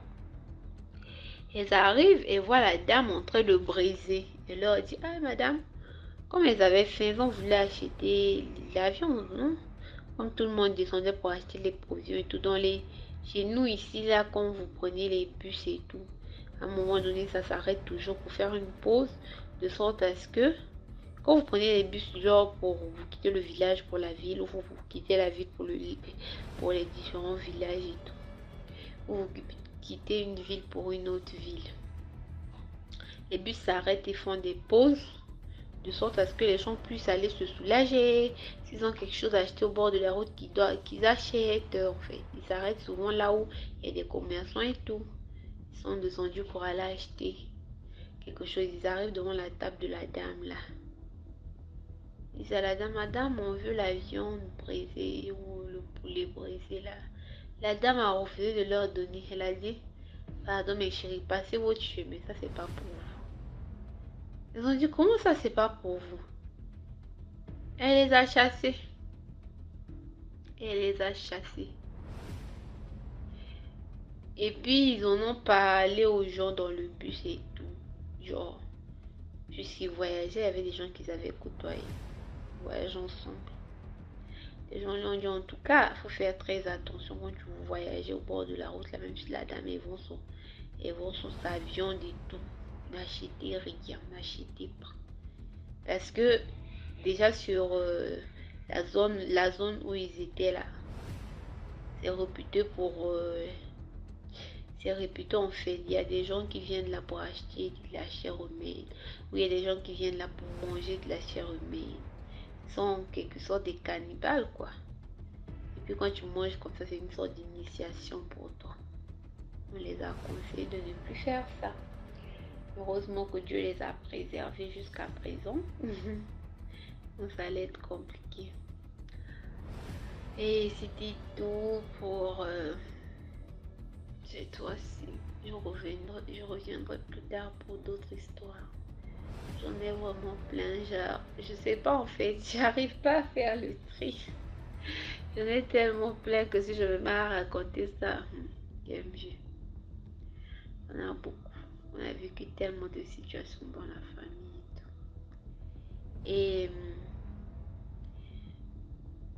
Et j'appelle les internautes à liker, communiquer, à partager, à donner de la force au mouvement. Et c'est un très bon travail que tu fais. Je te félicite. Et puis, à la prochaine, DMG. Je, je reviendrai plus tard pour d'autres histoires. Merci. Waouh. Merci beaucoup pour l'histoire. Qu'est-ce que vous pensez de cette histoire? Dis-moi ça en commentaire. Tout ce que tu retiens de l'histoire, hein, dis-moi ça en commentaire. Tu peux dire par exemple H4, voilà, j'ai remarqué que H2, H3, et ainsi de suite. Donc on passe à la 5e histoire. Bonsoir, bonsoir, Bolo Samba la famille. Je viens aujourd'hui vous raconter une histoire mystique que j'ai vécue. C'était, je pense, les vacances de 2014. Pendant cette période, cette période des vacances, nos parents étaient partis pour 2 semaines dans une autre ville. Ils étaient partis pour 2 semaines dans une autre ville et donc j'étais restée avec ma grande sœur et mes frères et sœurs plus petits que moi, mais les plus grands c'était ma grande sœur et puis ensuite c'était moi. Et dès le jour que les parents étaient partis dans une autre ville pour 2 semaines et tout, on a commencé à avoir le bruit, le bruit devant la porte centrale. Le bruit de quelque chose qui grattait, mais vraiment avec insistance. Et c'était toujours à partir de 24 heures par là, en fait. Vers minuit, on entendait comment ça grattait, ça grattait. On se disait, c'est quoi? Quand on ouvre comme ça, il n'y a rien. À un moment, on se disait que c'est un chat, mais on ne savait pas. Ça faisait ça 2, 3 jours. Comme ça, là, après le 4e jour, mes petits frères, là, parce que comme c'était les vacances, donc on avait les cousins, les cousins, les cousines qui venaient de partout et tout. Donc, voilà, mes petits frères, les garçons, ils ont décidé que cette nuit-là, après 3 jours de bruit qu'on avait là, ils ont décidé que, bon, là, cette nuit, personne ne dort. Bon, ils avaient décidé entre eux, quoi, qu'ils ne vont pas dormir. Ils vont voir la chose qui fait ça. Donc, du coup, ils sont restés, ils étaient 4, hein, ils étaient 4 autour de... Le plus grand pouvait avoir 14 ou 15 ans, et voilà, en descendant. Donc, ils étaient peut-être 4 comme ça, là. Et donc, ma grande soeur et moi, on est allés dormir tôt. Bah, déjà, ma grande soeur, elle dormait dans la chambre des parents. La chambre des parents, c'était la chambre qui donnait au salon. Et nous, les chambres des enfants se trouvaient au couloir, en fait. Au couloir, mais voilà, maintenant ce jour-là, ma grande soeur était allée dormir dans la chambre des... en tout cas, quand les parents étaient partis, elle dormait avec les enfants dans la chambre des parents. Et ce que je signale, c'est que ma grande soeur, elle est initiée. Ceux qui connaissent le Gabon, ils savent qu'il y a les gens qui s'initient ici au rite traditionnel. Donc, ils s'initient pour voir ce qui ne va pas dans leur vie. Ils mangent le bois sacré, ou ceux qui veulent mieux se connaître, voilà, ils mangent le bois sacré, comme on dit. Et voilà, donc chez nous, c'est vraiment quelque chose de culturel au Gabon. Les Gabonais savent de quoi je parle. Donc voilà, elle, déjà, elle était grande, hein, elle était déjà grande et tout. Donc on était juste, en fait, même moi, j'étais étudiante à cette période-là, mais on était juste venus en province passer les vacances avec les parents et tout. Voilà. Donc elle était initiée. Et donc ce soir-là, comme mes petits frères, ils avaient décidé que bah aujourd'hui, ils vont veiller, donc ils vont regarder la télé très tard jusqu'à ce qu'ils vont entendre le bruit là encore, si le truc en question va venir encore gratter devant la porte. Et on est parti dormir, moi je suis allée dormir et tout. Et vers 2 heures du matin, ma grande soeur, elle se met à crier dans la maison, mais quand quelqu'un crie, tout le monde, le genre de sommeil que quand c'est 2 heures là, quand quelqu'un crie, donc vous tous êtes en train, vous sortez en fait de panique, mais il y a quoi et tout. Et là en fait, ce qui se passe, c'est que mes petits frères là, qui étaient au salon, donc quand nous on est allé dormir, donc après il y avait un de leurs amis qui était arrivé, mais nous on ne savait pas. Donc le gars est venu veiller aussi avec eux, en tout cas il devait passer la nuit blanche avec eux au salon et tout. Bon, nous, depuis nos chambres, on entendait le bruit de la télé, tout ça. Ils sont en train de rire, mais comme c'était les vacances, bon, on s'en fiche. Donc, en fait, donc, il y avait un gars, un jeune qui était venu qui était un des amis de mes petits cousins, là. Donc, lui, en fait, il sortait en vampire. Donc, ce qui s'est passé, c'est que ma grande sœur, elle dormait avec mes deux petits frères. Donc, il y a un de mes petits frères, le dernier de ma mère, là, à l'époque, il avait 5 ans. Elle dormait, et là, dans le rêve, en fait, et comme je dis, quand elle est initiée, donc les initiés, en fait, il y a beaucoup qui ressentent des choses ou qui voient des choses. En fait, quand tu manges au bois sacré, en fait, ça peut te développer une certaine, je sais pas, une certaine vision. Ou en fait, il y a beaucoup qui arrivent à voir des choses ou qui arrivent à ressentir. Et elle, vraiment, depuis qu'elle s'était fait initier, elle voit beaucoup de choses en rêve. Et donc là, elle a vu comment il y a elle ne savait même pas qu'il y avait un gars au salon, un gars que nous, on n'avait pas laissé au salon. Elle a vu le gars, comment il a donné la chair humaine à un de mes petits frères qui dormait avec ma grande sœur. Et là, elle dit à mon petit frère dans le rêve, qu'est-ce que tu manges là? Et il dit, ah, mais c'est l'ami de tel qui m'a donné la viande là. Cela, il est en train de mâcher. Elle dit à mon petit frère, crache, crache ça, crache, crache. Il a craché et tout. Et c'est là où ma grande soeur s'est réveillée. En fait, elle est sortie de la chambre. Elle a commencé à crier à 2 heures du matin. C'est qui l'enfant de... Toi, tu es l'enfant de qui? Sorcier! Sors d'ici, sors! Sors! On ne comprenait pas. Et en fait, mes petits frères, quand ils étaient en train de regarder la télé, à un moment, ils étaient en train de somnoler. Ils ont somnolé, mais l'autre était avec eux. Mais l'autre, il était en train de sortir. Il a eu le temps de visiter les gens. Et il a vu qu'il y avait mon petit frère qui était... Parce que, bon, mon petit frère, c'était un petit 5 ans, mais il était assez... Il avait vraiment un appétit assez... En fait, il était un peu gourmand, quoi. Il te voit manger quelque chose, il est là, machin. Ma mère le frappait même souvent beaucoup à cause de ça et tout. Donc, je sais pas s'il a vu que non, le petit que je peux prendre, en fait, initié dans le vampire, en fait, c'est celui-là. Et donc là, ce jour-là, il laisse tomber. Oh non, c'est l'ami de tel. Donc, et tout, ma grande soeur a eu le temps. Donc, quand elle était sortie et tout, elle a dit, c'est là où moi, un de mes cousins, qui est son ami, a dit, non, c'est l'enfant de tel. Elle a dit, sors, il n'a qu'à sortir, sors, sors, sors. Elle était vraiment énervée. Sors d'ici, petit sorcier. Machin. Et là, on était choqués, en fait, parce que tous, on s'est réveillés en sursaut et tout. C'est comment, c'est comment, c'est comment? Oh non, voilà ce que j'ai vu et tout, machin. C'est un sorcier, vous êtes là, vous ne voyez pas. Faut éviter de faire entrer les gens n'importe comment. Vous êtes ma boule là, vous étiez là, c'est en train de jouer là. Vous êtes en train de regarder la télé là. Mais lui, il était déjà loin. Il a eu le temps de visiter tout le monde. Et il ne savait pas qu'il y avait les gens qui étaient forts d'esprit dans la maison. Non, ce jour-là, on était choqués que quoi? Non, vraiment, ça, c'est une histoire mystique qui m'a choquée jusqu'à présent. Je comprends pas, en fait. Vraiment, faisons attention, quoi. Qui on fait rentrer dans nos maisons et surtout, on se dit que les enfants, là, ce sont les enfants parce que ce petit-là, il pouvait avoir peut-être 12 ans comme ça. Mais c'était un sorcier, un grand sorcier, un sorcier, quoi. Donc, vraiment, faisons attention, hein, vraiment, faisons attention et tout. Cette histoire-là s'est passée au Gabon, donc Merci beaucoup pour l'histoire. Merci beaucoup pour l'histoire. Et on va passer à la 6e histoire. C'est rapide, hein? 6e histoire. Bonsoir DMG.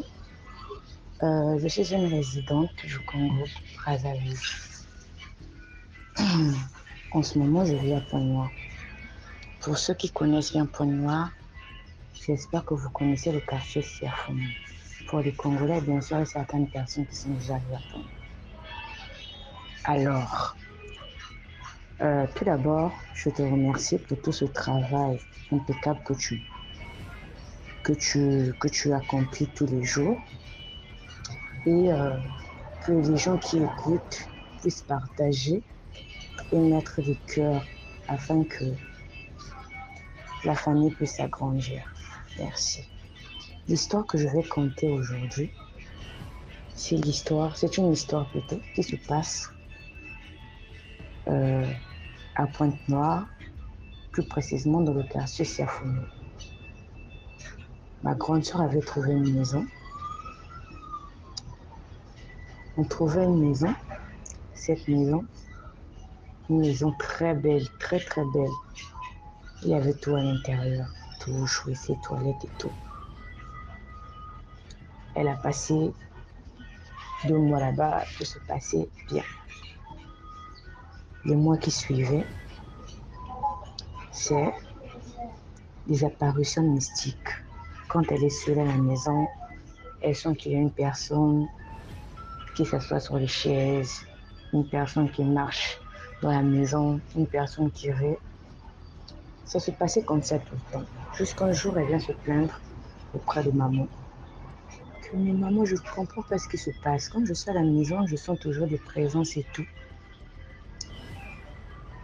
Maman lui dit que peut-être que c'est ton imagination, surtout qu'elle est enceinte en ce moment. Donc, il y a des moments où elle se sentait pas bien seule à la maison et tout, pour que son mari est en voyage. Une fois, je décide d'aller dormir avec elle. Je ne vois rien, je ne ressens rien, tout se passe normalement. J'ai passé une semaine là-bas jusqu'à ce que je rentre à la maison. Dès que je rentre, la nuit même, les escrocs ont commencé à la visiter. Rire dans la maison, parler, s'asseoir sur les chaises et tout.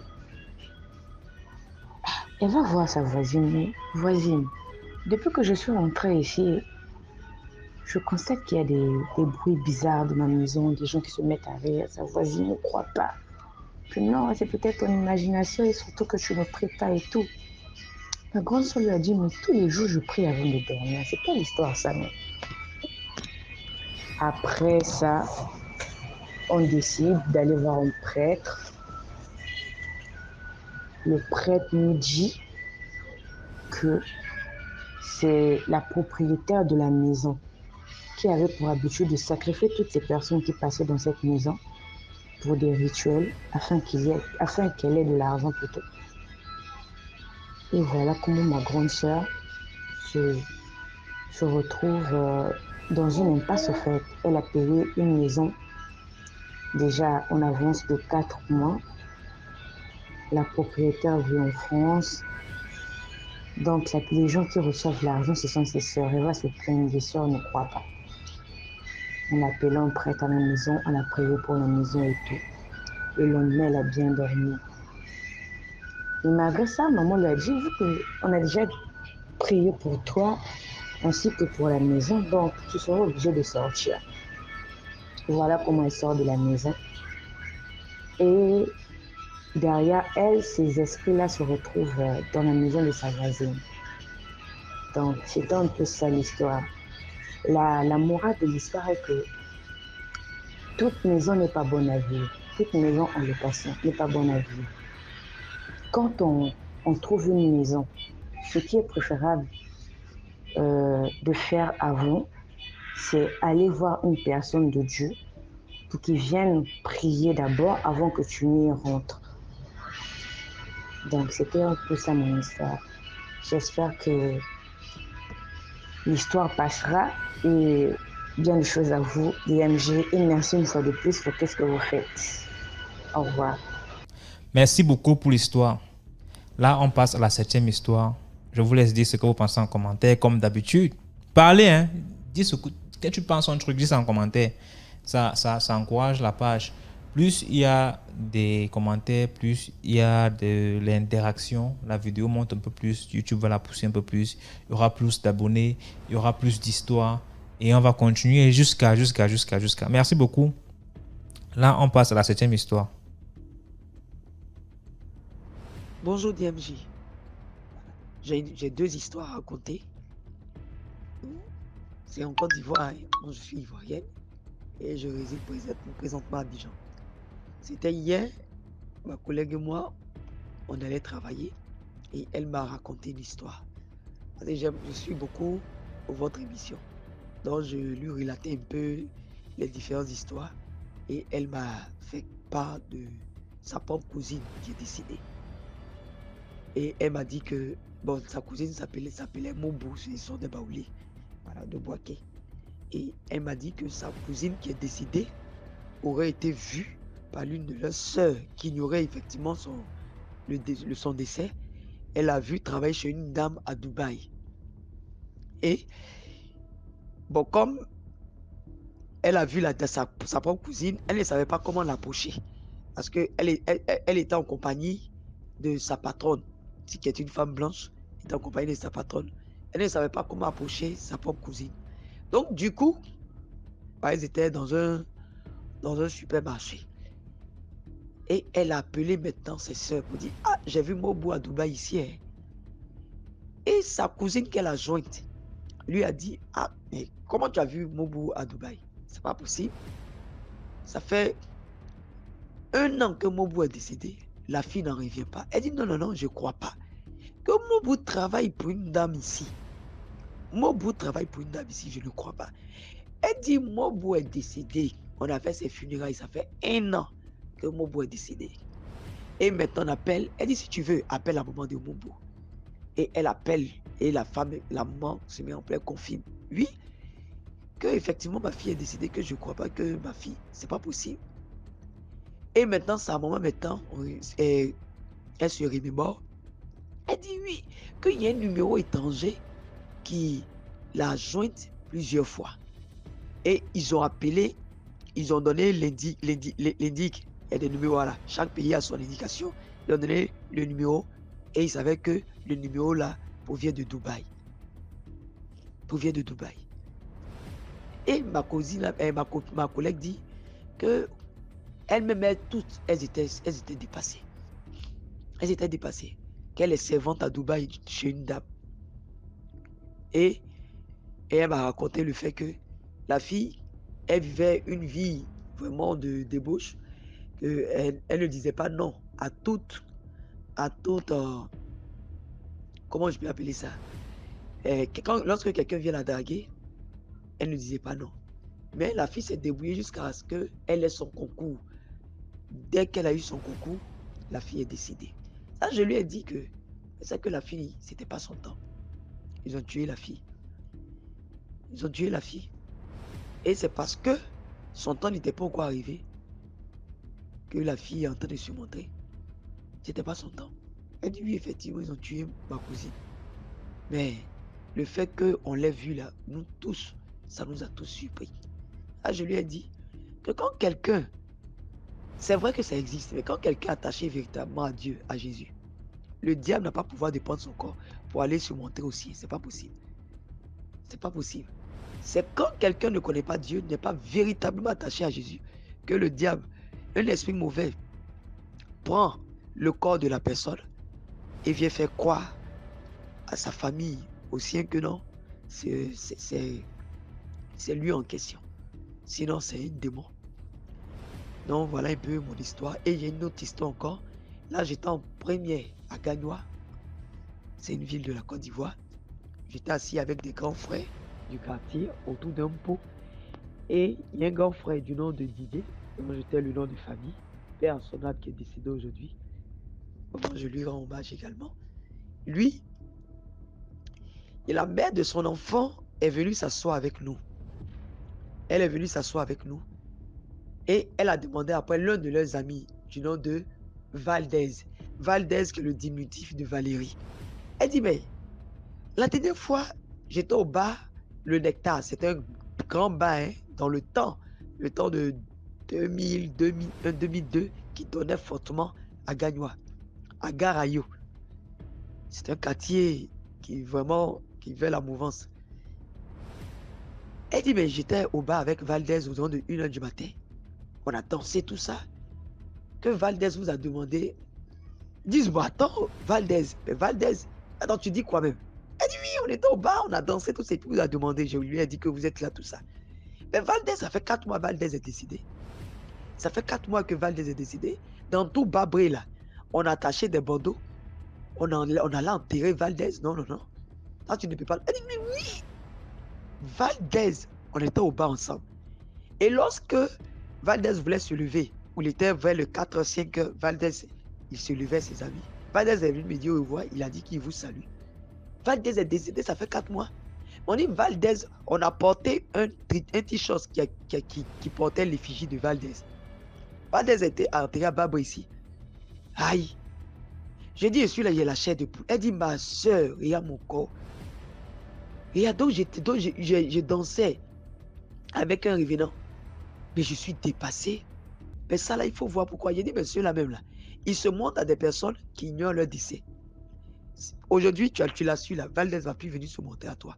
Elle dit, mais tu vois tout ça, là. Moi-même, on me disait, je ne croyais pas. Ah, ça existe vraiment. Je dis, effectivement, ça existe. Moi-même, j'avais la chair de poule comme ça. Donc, c'est un peu ça, quoi. C'est un peu ça, ça existe. Mais c'est le diable qui prend le corps des personnes, là. Venir se montrer aux personnes qui ignorent leur décès. Donc, c'était un peu ça, mais DMG. C'était mes 2 histoires. Merci beaucoup.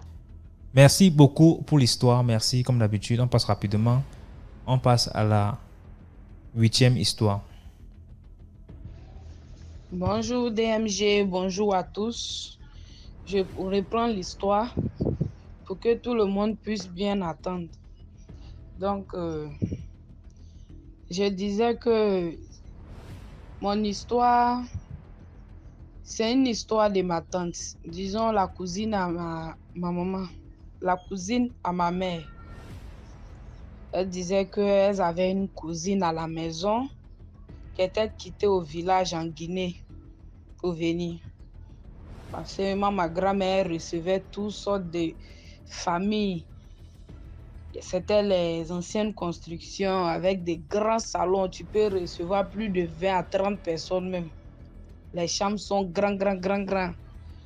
Donc, elle disait qu'elle avait plusieurs cousines qui venaient rester chez eux là-bas. Moi, j'étais très petite. Donc, elle dit qu'elle avait une cousine. On va la surnommer Fatou. Fatou aimait sortir beaucoup.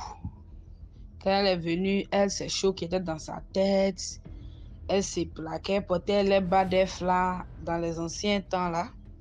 Elle sortait bien. Ma maman dit elle vendait beaucoup dans la journée. Elle vendait des bissap, des jus de gingembre. Parce que ma grand-mère avait beaucoup de frigos. C'est commerce des frigos et je faisais.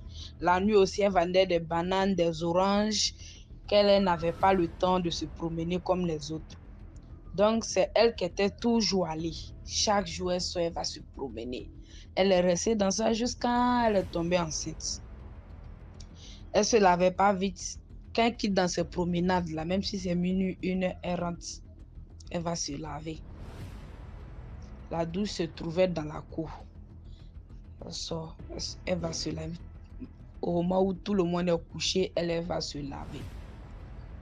Étant enceinte encore, elle faisait même procédure là encore. Elle se lavait la nuit, tard la nuit, puisqu'elle ne s'asseyait pas. Malgré elle est enceinte, elle sautait beaucoup. L'histoire là se déroule en Côte d'Ivoire. Elle disait qu'en ce temps, il y avait trop d'histoires de génie. Quelqu'un dit, j'ai croisé génie sur la route, la nuit, comme ceci, comme cela. Mais malgré tout ça, qu'elle n'avait pas peur de sortir. Quand elle est tombée enceinte, quand elle a fait ses 9 mois, elle a accouché. Quand Fatou a accouché maintenant, l'enfant est là. Quand l'enfant a la tête, c'est sain, ça la fait mal. Elle m'a dit, j'ai dit que c'est ma première fois de faire un enfant comme ça. Je ne sais pas où. Vous que vous avez beaucoup d'enfants là-haut. Quand l'enfant tête là, est-ce que ça fait mal, on dirait qu'ils sont là tirer ton sang? Les gens disent que non, ça chatouille un peu. Sauf si le bébé te mord avec ses gencives. Là, ça fait mal, mais tirer on dirait sang là. Non, que ça fait pas ça. Elle dit, moi je comprends pas. Pour moi, là, mon enfant là. Et puis il va commencer à têter. Du matin jusqu'au soir, il est dessus. Tant que je ne tire pas pour enlever dans sa bouche, il n'est jamais rassasié. Il est là. Et puis son enfant là ressemblait comme les enfants mongols, bizarres, petite tête, gros yeux, petite tête de serpent comme cela. Et puis il bavait beaucoup. Je ne sais pas si on peut dire un être humain qui bavait ou si c'est au chien, on dit ça. En tout cas, crachat sortait. Il a fait 1 an, 2 ans, 3 ans, plus de 4 ans. 3 ans, 4 ans, l'enfant n'en fait pas 4 pattes, il ne marche pas, il ne fait rien, il est là, il rampe seulement sur son ventre. Malgré tout ça, là, les gens même se moquaient de l'enfant. Ah, toi et ton enfant et sa petite tête de serpent là. Parce qu'on a déjà vu des enfants comme cela, ils ont grandi, ils vivent leur vie. Ce ne sont pas des monstres, ils sont là, en tout cas, ils sont un peu toc-toc dans la tête. Mais ils ne font pas du mal à leurs parents. On a déjà vu ça beaucoup. Donc les gens se disaient que c'est un cas comme cela. Donc, sa maman dit, ah, elle disait tout, c'était ma maman qui était sa confidente parce qu'elle avait même promotion là. Elle avait une autre camarade au dehors là-bas qui venait la chercher chaque fois elle s'en se promener. Elle était tout le temps à la maison, même comme les sœurs même. Elle est devenue comme les sœurs. Donc, quand elle venait causer, elle, ma maman et puis Fatou. Fatou là, c'est la maman de l'enfant. Donc, quand les trois causaient, Fatou dit, ah, et puis j'ai constaté quelque chose. La nuit, quand je me couche là, j'ai l'impression que mon enfant là, il n'est pas dans sa peau, il sort. C'est après les 5 quand on veut appeler la prière nette, je me lève, je vais aller prier là. C'est là, quand je touche le corps de l'enfant là, je sais que c'est l'homme qui est couché. Sinon, là, vers le 3h, 2h, 4h là, l'enfant là devient pâle, on dirait c'est cadavre qui est couché à côté de moi. Je ne sais pas si mon enfant là, si c'est génie ou c'est l'homme, moi. Je ne sais pas. En tout cas, comme je l'ai enlevé dans mon ventre, je suis obligée d'accepter tout. Je ne sais pas c'est quoi. En tout cas, il ne s'est jamais transformé devant moi. Mais moi, je suis sûre qu'il y a quelque chose. Quand elle a dit ça à les choses de à ma maman et puis sa camarade là, elle a dit que, ah, nous on a déjà entendu les histoires comme cela, hein. L'enfant serpent qui sort pour aller se promener, il sort dans sa peau, il se transforme en serpent, il sort là. Ton enfant là, c'est pas le même cas là. Elle dit non, ça fout là, c'est pas mon enfant n'est pas comme cela. Peut-être c'est moi, j'ai des hallucinations, c'est pas, mon enfant fait pas ça. C'est un être humain, il n'a rien d'anormal. Tu vois, elle a dit ça.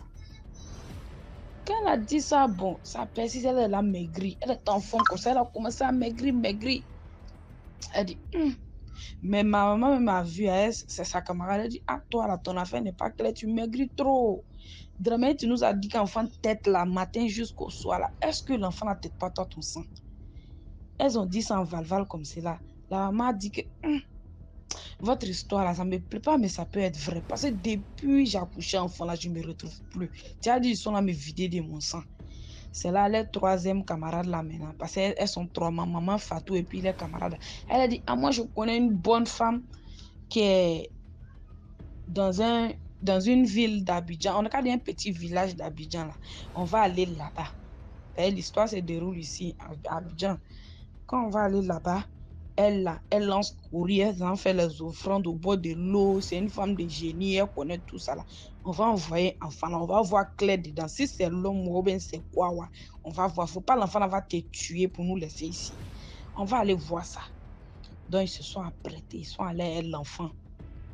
Quand ils sont allés l'enfant maintenant, la femme a demandé les sacrifices qu'ils devaient envoyer pour pouvoir faire des rituels. Elles ont envoyé tout. Maintenant, on dit, elle aura déposé l'enfant au bord de l'eau. Elle a déposé, la femme a commencé à faire ces choses. C'est histoire réelle, hein? C'est pas les ondits, c'est ma maman même qui a vécu ça. C'est elle qui a expliqué que elle n'a jamais vu quelque chose de tel dans sa vie. Donc, que l'enfant, elle a commencé à faire les incantations, l'enfant s'est transformé en serpent pour entrer dans l'eau. Devant eux, un gros serpent pour entrer dans l'eau. La maman ne croyait pas. Quand elle s'est évanouie, ils l'ont soulevé. Pour dire, on te disait que l'enfant n'est pas être humain. Voici ça. Maintenant, elles sont contentes, elles s'en vont à la maison. Mais la maman n'était pas trop joyeuse. Malgré tout, elle se dit, il y avait le lien des parents entre eux. Tu vois? Mais quand ils sont allés là-bas, la femme les a dit que non, toi, tu te promenais beaucoup la nuit. Tu étais enceinte, malgré que tu étais enceinte, tu te promenais beaucoup la nuit. Tu te lavais tard la nuit. Que les génies l'ont échangé ton enfant dans ton ventre, ils ont pris ton bon enfant là, ils t'ont donné enfant génie là. Et c'est ça qui a provoqué tout ça. L'enfant faisait 3 ans, 4 ans sans marcher, il rompait sur son ventre. C'est un serpent. Ce n'était pas un être humain qui était avec toi. C'est un serpent qui suçait ton sang. La femme là les a dit ça. Maman dit, ils ont ouvert leur bouche comme ça. Hein? Déjà, on faisait un amusement, on soupçonnait, déjà c'était réel. Tu vois? Donc, elles sont venues à la maison. De retour, toute contente, tout le monde dit, ah, on s'est débarrassé de ce bébé-là. Ce bébé génie-là, on est venu tranquille. Elle rentre dans la maison, elles sont retrouvées les bébés sur le lit. Aïe, elles se demandent comment bébé est arrivé ici. Elles sont tombées toutes. Elles se sont évanouies. Ah, elles se réveillent, on voit le bébé qui est là. Le bébé pleure encore, sa maman là, il ne sait même pas c'est quel amour qui était entre elle et puis son enfant. C'est ce que ma maman a dit. Hein.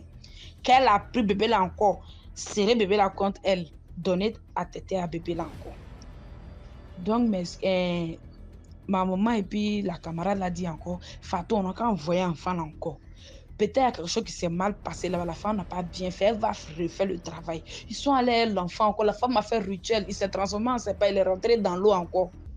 Ils reviennent à la maison pour l'enfant assis. Ah! Maman dit, ah, c'est comme c'est ça là. Limite d'une femme là, c'est 4 fois. On va faire ça 4 fois. Si l'enfant là va pas, on va laisser comme cela. Hein? Nous tous, on va fuir pour le laisser dans la maison ici. Parce qu'on ne sait pas comment on va se débarrasser de lui. Ils ont essayé. 3e fois, ils sont allés l'enfant. Ils sont allés retrouver l'enfant à la maison. Tu as dit c'est fumé. Quand ma maman me racontait ça, il lui a dit, ah, c'est film, tu as regardé, tu es là, me dit, ouais. Elle dit, c'est pas film, j'ai vécu ça, que la soeur là même n'est plus. Mais je la connaissais. J'étais très petite, je la connaissais. C'est pas, elle ne veut pas dire son nom, c'était ma tante. Donc, 4e fois, elle dit, non, c'est bon. La maman même dit, c'est bon, faut pas vous allez vous fatiguer encore. Comme c'est mon enfant, peut-être il est venu spécialement pour me tuer. Qu'il en soit ainsi. C'est mon destin. S'il veut me tuer, là, c'est bon. Moi, je vais l'arrêter, je vais le prendre. Elle est là, elle vient, l'enfant, la nuit, l'enfant sort, il s'en fait ses bêtises. La femme les a dit tout ça, là, elle a raconté tout ça là, à la femme génie, là, que l'enfant, là, j'ai l'impression qu'il sort la nuit. La femme là, les a dit que oui, il se transforme en serpent, il sort, il s'en va à la chasse, il vient avant 5 heures, avant qu'on appelle la prière, il vient rentrer dans sa peau. Tu vois, la femme les a dit tout ça là. Donc, quand l'enfant est venu 4e fois, elle a pris l'enfant, elle est là, elle fait sa vie, l'enfant bouffe son sang seulement. Après un moment, elle a commencé à avoir les petits boutons. Je me rappelle même comme si c'était hier. Ma grand était petit. Je voyais des petits boutons sur ma tante là. On dirait quelqu'un qui a gale. Elle a commencé à maigrir, bizarre. On dirait quelqu'un qui a sida. Mais moi, j'étais petit. Je ne savais pas c'était quel problème qui était entre eux là-bas. Et puis ici, enfant, il ne peut pas savoir qu'un bébé, c'est un serpent ou bien c'est l'homme. Moi, je ne savais pas tout ça là. Tu vois, sinon, j'étais là. J'ai vu la dame. Comment elle se transformait jusqu'à sa mort, mais je ne savais pas que c'était l'histoire. Donc, elle est restée avec son enfant. L'enfant, soit il s'en fait sa chasse. Chaque jour, il vient rentrer dans sa peau. Elle est restée avec l'enfant jusqu'à l'enfant a bouffé son sang, jusqu'à il restait des os seulement. Pour jusqu'à un jour, sa maman est décédée. C'est les 3 qui étaient au courant de ça. Ils ne disaient pas à la famille. La famille disait que non, peut-être c'est un enfant qui est toc-toc. Les enfants qui naissent, c'est une maladie mentale là. Peut-être que c'est quelqu'un comme cela, mais ce n'est pas génie. Pas la famille se disait que c'était ça. Donc, eux, ils n'ont pas dit à quelqu'un, ils sont allés là-bas. Mais ce qui s'est passé jusqu'à 4 fois, là, ils ont dit à la famille que, ah, on dit enfant de Fatou, là, c'est pas l'homme de, c'est génie. On a allé tenter jusqu'à 4 fois, il ne veut pas partir. Tout le monde avait peur de l'enfant, là. C'est sa maman seulement qui le prenait. C'était un garçon. C'est sa maman seulement qui le prenait. Il a dit, ah, c'est mon destin. Si tout le monde le refuse, c'est moi, je vais l'enlever dans mon ventre. Même si c'est un serpent, je vais attacher sur moi. Je ne vais pas le laisser tomber. S'il est venu pour me tuer, parce qu'elle avait beaucoup la foi, s'il est venu pour me tuer, il n'a qu'à me tuer, puis ça va finir. Elle est restée là à téter. Les gens la disaient, non, il faut lui donner à manger. 43 ans, tu vas téter encore. L'enfant ne veut pas manger. C'est sien, là, lui veut manger. Déjà, il tire sang de la dame. Donc, quand on lui donne à manger, il ne veut pas. C'est sain, lui, il veut boire. La femme aussi l'a tété jusqu'à un bon matin. On voit que la tante, elle est décédée. Elle est devenue sec comme si elle est décédée. Quand elle est décédée, l'enfant était dans la chambre. Hein. Tout le monde a vu l'enfant était dans la chambre. Quand elle est morte net, ma maman et puis sa camarade, elles sont déjà au courant de ce qui se passe entre l'enfant et puis Fatou. Elles sont rentrées dans la maison net. L'enfant a disparu comme par miracle. Elles n'ont plus revu l'enfant à la maison là-bas. Depuis ma tante est décédée jusqu'à aujourd'hui. L'enfant est monté, il est descendu, on ne sait pas. On dirait qu'il était venu faire un but et puis il est parti. Il est décédé comme cela. Il n'est pas décédé, il est parti depuis ma tante est décédée. Donc, c'était l'histoire que j'avais à vous raconter. Comme j'ai dit, tu dis, on n'entendait pas bien, je refais ça. C'est que moi, je peux dire aux jeunes filles, là, arrêtez de vous promener la nuit, se laver tard la nuit. C'est pas prudent. Les génies, là, ils sont partout. Ils peuvent échanger votre enfant. Voilà, c'était ma petite histoire. Bonne continuation, likez et puis partagez, commentez. Merci à vous, merci à tout le monde. Thank you very much for this. Now we're going to the story number 9. Donc la 9e histoire, pour ceux qui ne comprennent pas l'anglais. On passe à la 9e histoire, pardon, avant que je ne me blesse ici là. Hey. Bonsoir la famille, bonsoir la communauté DMJ TV, bonsoir DMG. Avant de commencer, je voudrais bien demander à toute la communauté de liker, de partager. Je viens ce soir pour raconter une histoire qui est mon histoire personnelle. J'étais en séjour chez ma grand-mère et une des petites sœurs de ma mère restait non loin de là. Elle vivait avec son mari et ses enfants, mais comme son mari avait décidé de prendre son neveu pour venir vivre avec eux, et elle avait décidé de prendre aussi une autre de leurs petites sœurs, donc ils avaient pris l'appartement collé juste à leur appartement pour que eux ils y vivent. C'est comme ça que je suis arrivée chez ma grand-mère. Après, je suis descendue chez ma tante, puisque là-bas, il y avait des enfants. C'est comme ça qu'un soir, j'étais en train de regarder la télé chez ma tante avec son mari. Ils sont tous allés dormir, mais je ne savais pas que ma tante n'était pas là. Ils sont tous allés dormir. J'ai regardé la télé jusqu'à 1h, 2h. Après, j'ai demandé au mari de ma tante. Je suis allée le réveiller. Je lui ai demandé de venir fermer la porte parce que moi, je traversais. J'allais à l'appartement juste à côté, car c'est là-bas où je dormais. De venir fermer la porte parce que je rentrais déjà dormir. J'avais les 10, 11 ans par là. C'est comme ça que je suis sortie là, fermer la porte. Je suis allée vers l'appartement à côté, car les appartements étaient collés. J'ai commencé à cogner, personne ne répondait. Cogner, personne ne répondait. Tout d'un coup, j'ai senti un froid glacial. Les feuilles ont commencé à voler parce que à l'entrée de la cour, à l'entrée du terrain en question où ma tante louait avec son mari, il y avait des arbres. J'ai commencé à ressentir un froid glacial, à voir les feuilles se lever, comme dans des films d'horreur. C'est comme ça que quand j'ai regardé sur l'arbre, j'ai vu un homme assis en jean, mais qui avait une tête coupée. Il n'avait plus de tête. C'est comme ça que je me suis redirigée vers l'appartement où j'avais laissé le mari de ma tante et mes petites cousines. Je commençais à cogner, appeler le mari de ma tante, commençais à crier. Mais personne ne m'écoutait. La voix ne sortait pas. C'est comme ça qu'après, l'homme en question est descendu, il s'est dirigé vers moi. Il était très grand de taille, très physique, et il était habillé en jean. Et la partie de la tête qui était coupée, donc il restait un bout du cou, on apercevait le bout du cou. Et en haut, c'est comme si on avait fumé, en fait, comme si on avait fait passer ça au fumoir. J'ai commencé à crier. Après, tout d'un coup, boum, je me suis réveillée le matin. J'étais sur le lit, dans l'appartement à côté où je dormais. Je suis restée là, je me posais les questions. Qu'est-ce qui s'est passé? Comment j'ai fait pour rentrer dans la maison? Comment j'ai fait pour me retrouver sur le lit? Et Dieu seul sait que jusqu'à aujourd'hui, je n'ai jamais su comment je fais pour me retrouver dans la maison. J'ai dormi jusqu'à j'ai ouvert les yeux le matin. On peut simplement rendre grâce à Dieu. C'est comme ça que le matin, j'ai expliqué à ma tante et à son mari. Ma tante m'a dit de ne pas avoir peur, qu'il n'y avait rien. Qu'en fait, quand j'ai frappé la nuit à l'appartement à côté où je dormais, ni le neveu de son mari, ni ma tante n'a répondu parce que apparemment les trois étaient à l'emboîte. Et on avait oublié de m'informer que la porte là-bas devait être fermée pour que je dorme directement de l'autre côté. C'est comme ça que ma tante, après, elle allait voir le bailleur parce que là-bas, il louait. Que voici ce que ma fille a dit qu'elle a vu dans la nuit. Que nous sommes des simples locataires ici. On ne veut avoir des problèmes avec personne. Que chez nous, on ne connaît pas ça. C'est comme ça que le bailleur a essayé de se défendre qu'en fait, il y avait un locataire dans la cour qui était chauffeur de grumier.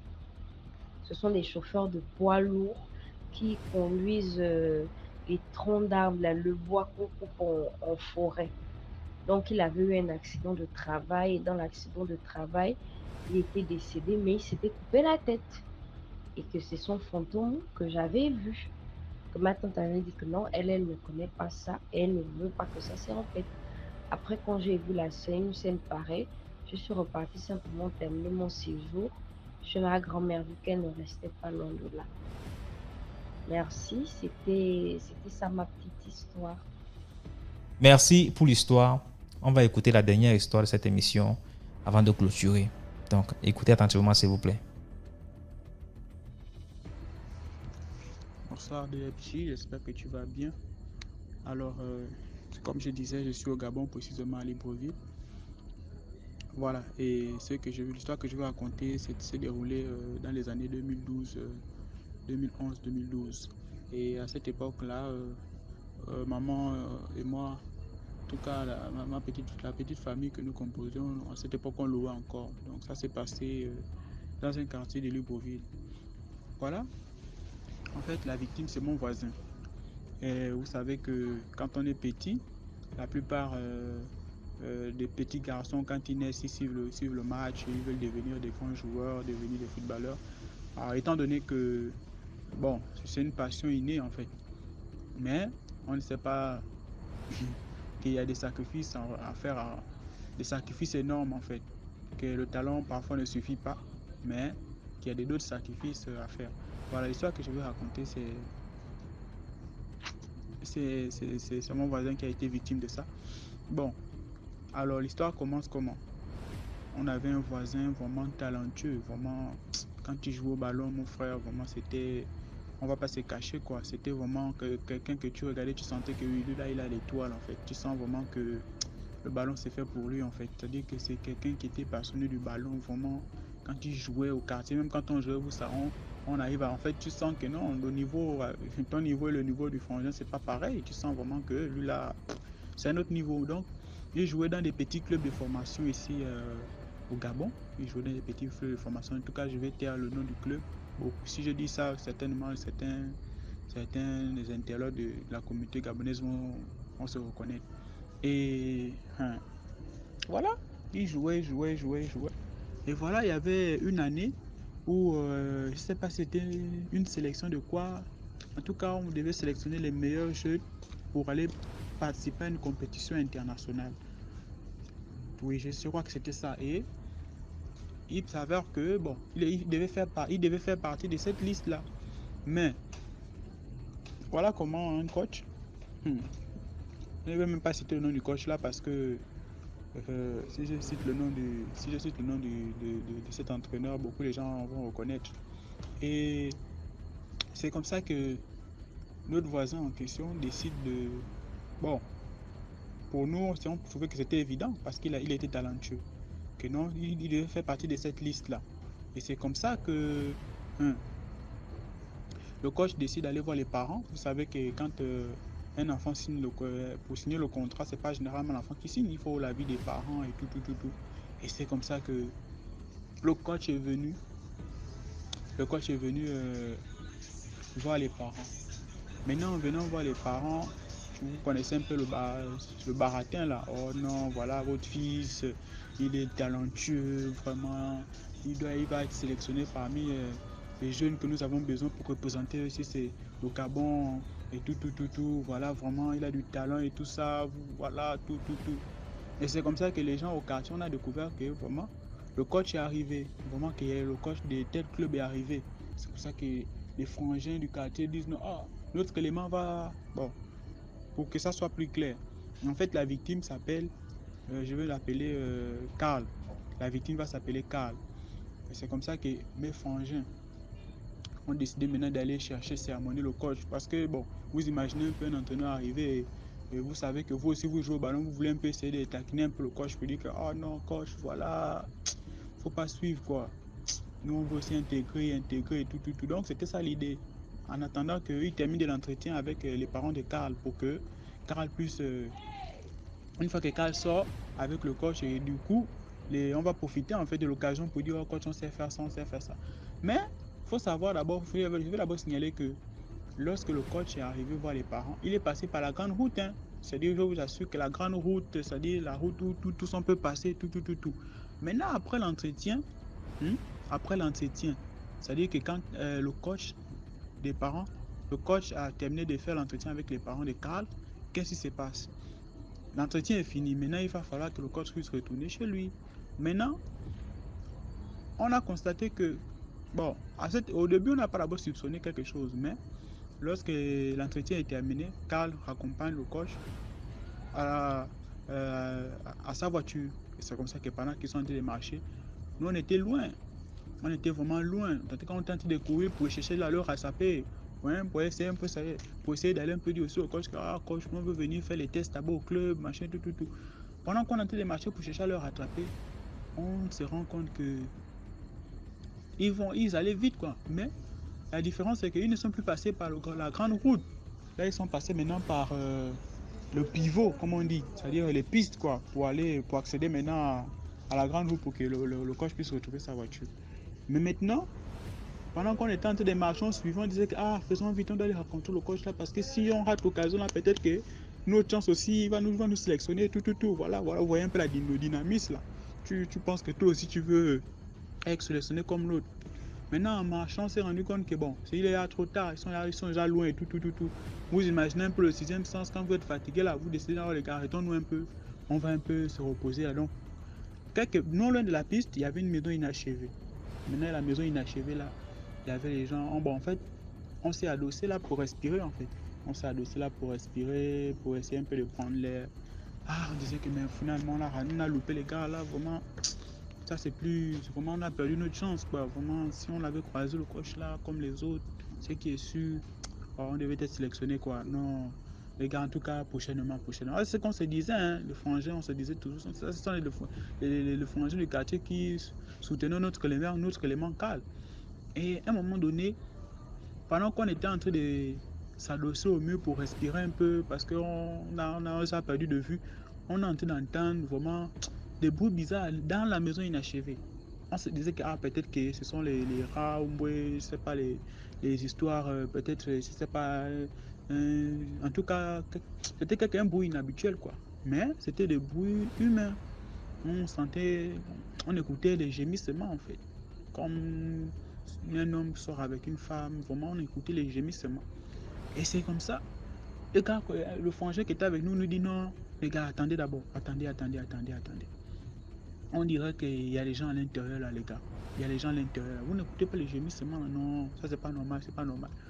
Maintenant, quand on rentre dans la maison inachevée, on trouve carrément le coach là, en train de sodomiser notre frère Karl. Vraiment en train de le sodomiser, il gémissait vraiment comme une femme. Tu sentais que c'était pas la première fois qu'il faisait ça au frangin. Donc quand on arrive comme ça là, oh, on pète. Karl, qu'est-ce que tu es en train de faire comme ça là? Donc quand tu nous as vu un peu avec la honte là, il a commencé à pleurer. Oh. Et c'est comme ça qu'on voulait, l'un des frangins avec la reine voulait commencer à bastonner le coach en question, mais il s'est rendu compte qu'on l'a rattrapé en disant que mon frère, ce sont les hommes des hauts placés, on ne veut pas les problèmes, occupons seulement notre frangin et tout. C'est comme ça qu'on a commencé à sermonner le petit cadre. Qu'est-ce que tu fais comme ça? Il est en train de prendre ton étoile, tu trouves ça normal qu'un homme va te faire machin, tout, machin, à cause de quoi? Il a commencé à pleurer là, c'est la première fois qu'il me fait ça, machin. Mais nous, on savait qu'à cet instant-là, c'était pas la première fois parce que on appelle ça comme à la manière dont le frangin gémissait. Normalement, quand c'est la première fois, tu vas pleurer. Mais là, on avait comme l'impression que c'était sa femme, c'était déjà quelque chose d'habituel, quoi. Et quand on vient prendre notre frangin comme ça, le coach dit carrément que mon petit, ce sont les choses de la vie. En tout cas, ça va aller, ce sont les choses de la vie. C'est comme ça. Aujourd'hui, ça n'a pas marché, tout. Vraiment, on était énervé, quoi. Énervé, comme on dit, énervé. C'est-à-dire que pour regarder le frangin dans les yeux, c'était plus possible. Et on avait constaté que, ça on se souvenait que à chaque fois qu'on se lavait, vous savez que quand on termine souvent de jouer, les petits garçons, on n'a pas honte de se déshabiller devant les autres. On est là, on peut se déshabiller, on se lave. Vous savez que quand tu as beaucoup transpiré comme ça, on se nique un peu. Mais on avait constaté que lui, la fois où il s'était déshabillé devant nous, on avait constaté qu'au niveau de ses fesses, bon, ça avait déjà, on avait comme l'impression que ça avait changé de couleur, quoi. C'était plus comme, je sais pas en fait. En fait, quand tu es un homme, vraiment tes fesses sont dures. C'est vraiment dur, vraiment. Tu n'as pas honte de te cacher, mais en blaguant, on peut dire, hey, mon frère, tu as sur les fesses d'un PD, en blaguant, oh, mais on ne savait pas qu'en réalité, c'est ce que le frangin vivait. Donc quand on le voyait talentueux, là, tout, donc il avait des ambitions et autres, mais il a cédé. Mais c'est comme ça que on a pris notre frangin après la sodomie devant le coach et tout, on l'a amené. Comme ça qu'on a commencé à conseiller le pétain. Il ne faut pas suivre. Là où tu vois, là, c'est vraiment les toiles qui t'appuient. En tout cas, le gars, il sait ce qu'il prend là-dedans. Ne fais plus ça, ne fais plus ça, ne fais plus ça. On a gardé ça entre nous. Même l'histoire là, c'est une histoire que je viens raconter que on n'a jamais même pas dit ça à ses parents. C'est resté entre nous. On a géré l'affaire là entre nous. En fait, comme je disais, Dieu est grand, mon frère. DMJ2 est grand. Je t'assure que le coach en question là, Dieu n'a pas dormi. Aujourd'hui, il est en prison. Il est vraiment en prison. C'est pas qu'on a dit, oh, Dieu ne dort pas. 99 jours pour le voleur, ou 99 jours pour celui qui sodomise.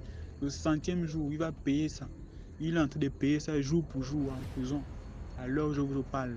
Donc en fait, si je parle de ça, c'est pour sensibiliser les parents. Les parents qui ont des enfants qui veulent, ou aussi des jeunes qui ont décidé de foncer dans le monde du ballon. Vraiment, de faire vraiment attention parce que ces pratiques-là en Afrique sont trop courantes. Je ne sais pas si c'est en Europe aussi à ça, mais en Afrique c'est trop courant. L'affaire de péder les enfants d'autrui là, soit disant que oh, tu vas être un grand joueur, moi je ne sais pas comment les grands joueurs en font, mais moi ce qui est sûr, moi je parle de ça pour sensibiliser, pour réveiller les consciences des parents. Vous voyez, un coach qui est toujours derrière votre fils, toujours, il y a un problème. Faut vraiment voir ça. Aujourd'hui, le coach que je vous dis là, certains gamins vont savoir de qui je parle. Il est en prison. Aujourd'hui, il est en prison. Maintenant, quand on revient maintenant à la vie normale, nous, frangin en question, il n'est plus rien. Vraiment, oh, c'est vraiment dommage, quoi. Il n'est plus rien, je vous assure. Le ballon, là, il ne joue même plus. Aujourd'hui, c'est maintenant la drogue, les femmes, le vin. Vraiment, il ne ressemble plus à rien. Il est devenu mince, chétif comme non. Une personne qui était en forme, remplie de talent, s'est fait sodomiser. On l'a tout pris. Le gars, là, l'a tout pris. Mais comme Dieu ne dort pas, le coach en question, il est en prison. Je ne vais pas citer son nom. Il est en prison. Dieu est bon. Donc, c'est un peu ça ce que je tenais à partager. Vraiment sensibiliser les parents pour que si votre fils a de talent de ballon et tout ça, le foot et tout ça, en tout cas, orientez-le, suivez-le à la loupe. Vérifiez tout. C'est un peu ça en fait. Bon, ça, je veux raconter une prochaine histoire qui concerne ma pauvre famille prochainement. Merci de liker et partager. Pour moi, c'est important de partager ce message. Merci d'avoir regardé jusqu'à la fin. C'était DMG TV, les histoires mystiques comme d'habitude. On poste 10 histoires tous les jours sur YouTube à 12h00. Je vous invite à vous abonner massivement. Si vous n'êtes pas encore abonné à la page, activez la cloche de notification pour ne pas manquer les prochains épisodes. Vous serez notifié à chaque fois qu'on va poster une vidéo, on poste et tout. Et rendez-vous demain 12h pour 10 histoires mystiques. Et suivez bien YouTube parce qu'il peut y avoir une vidéo dans la journée. Ok.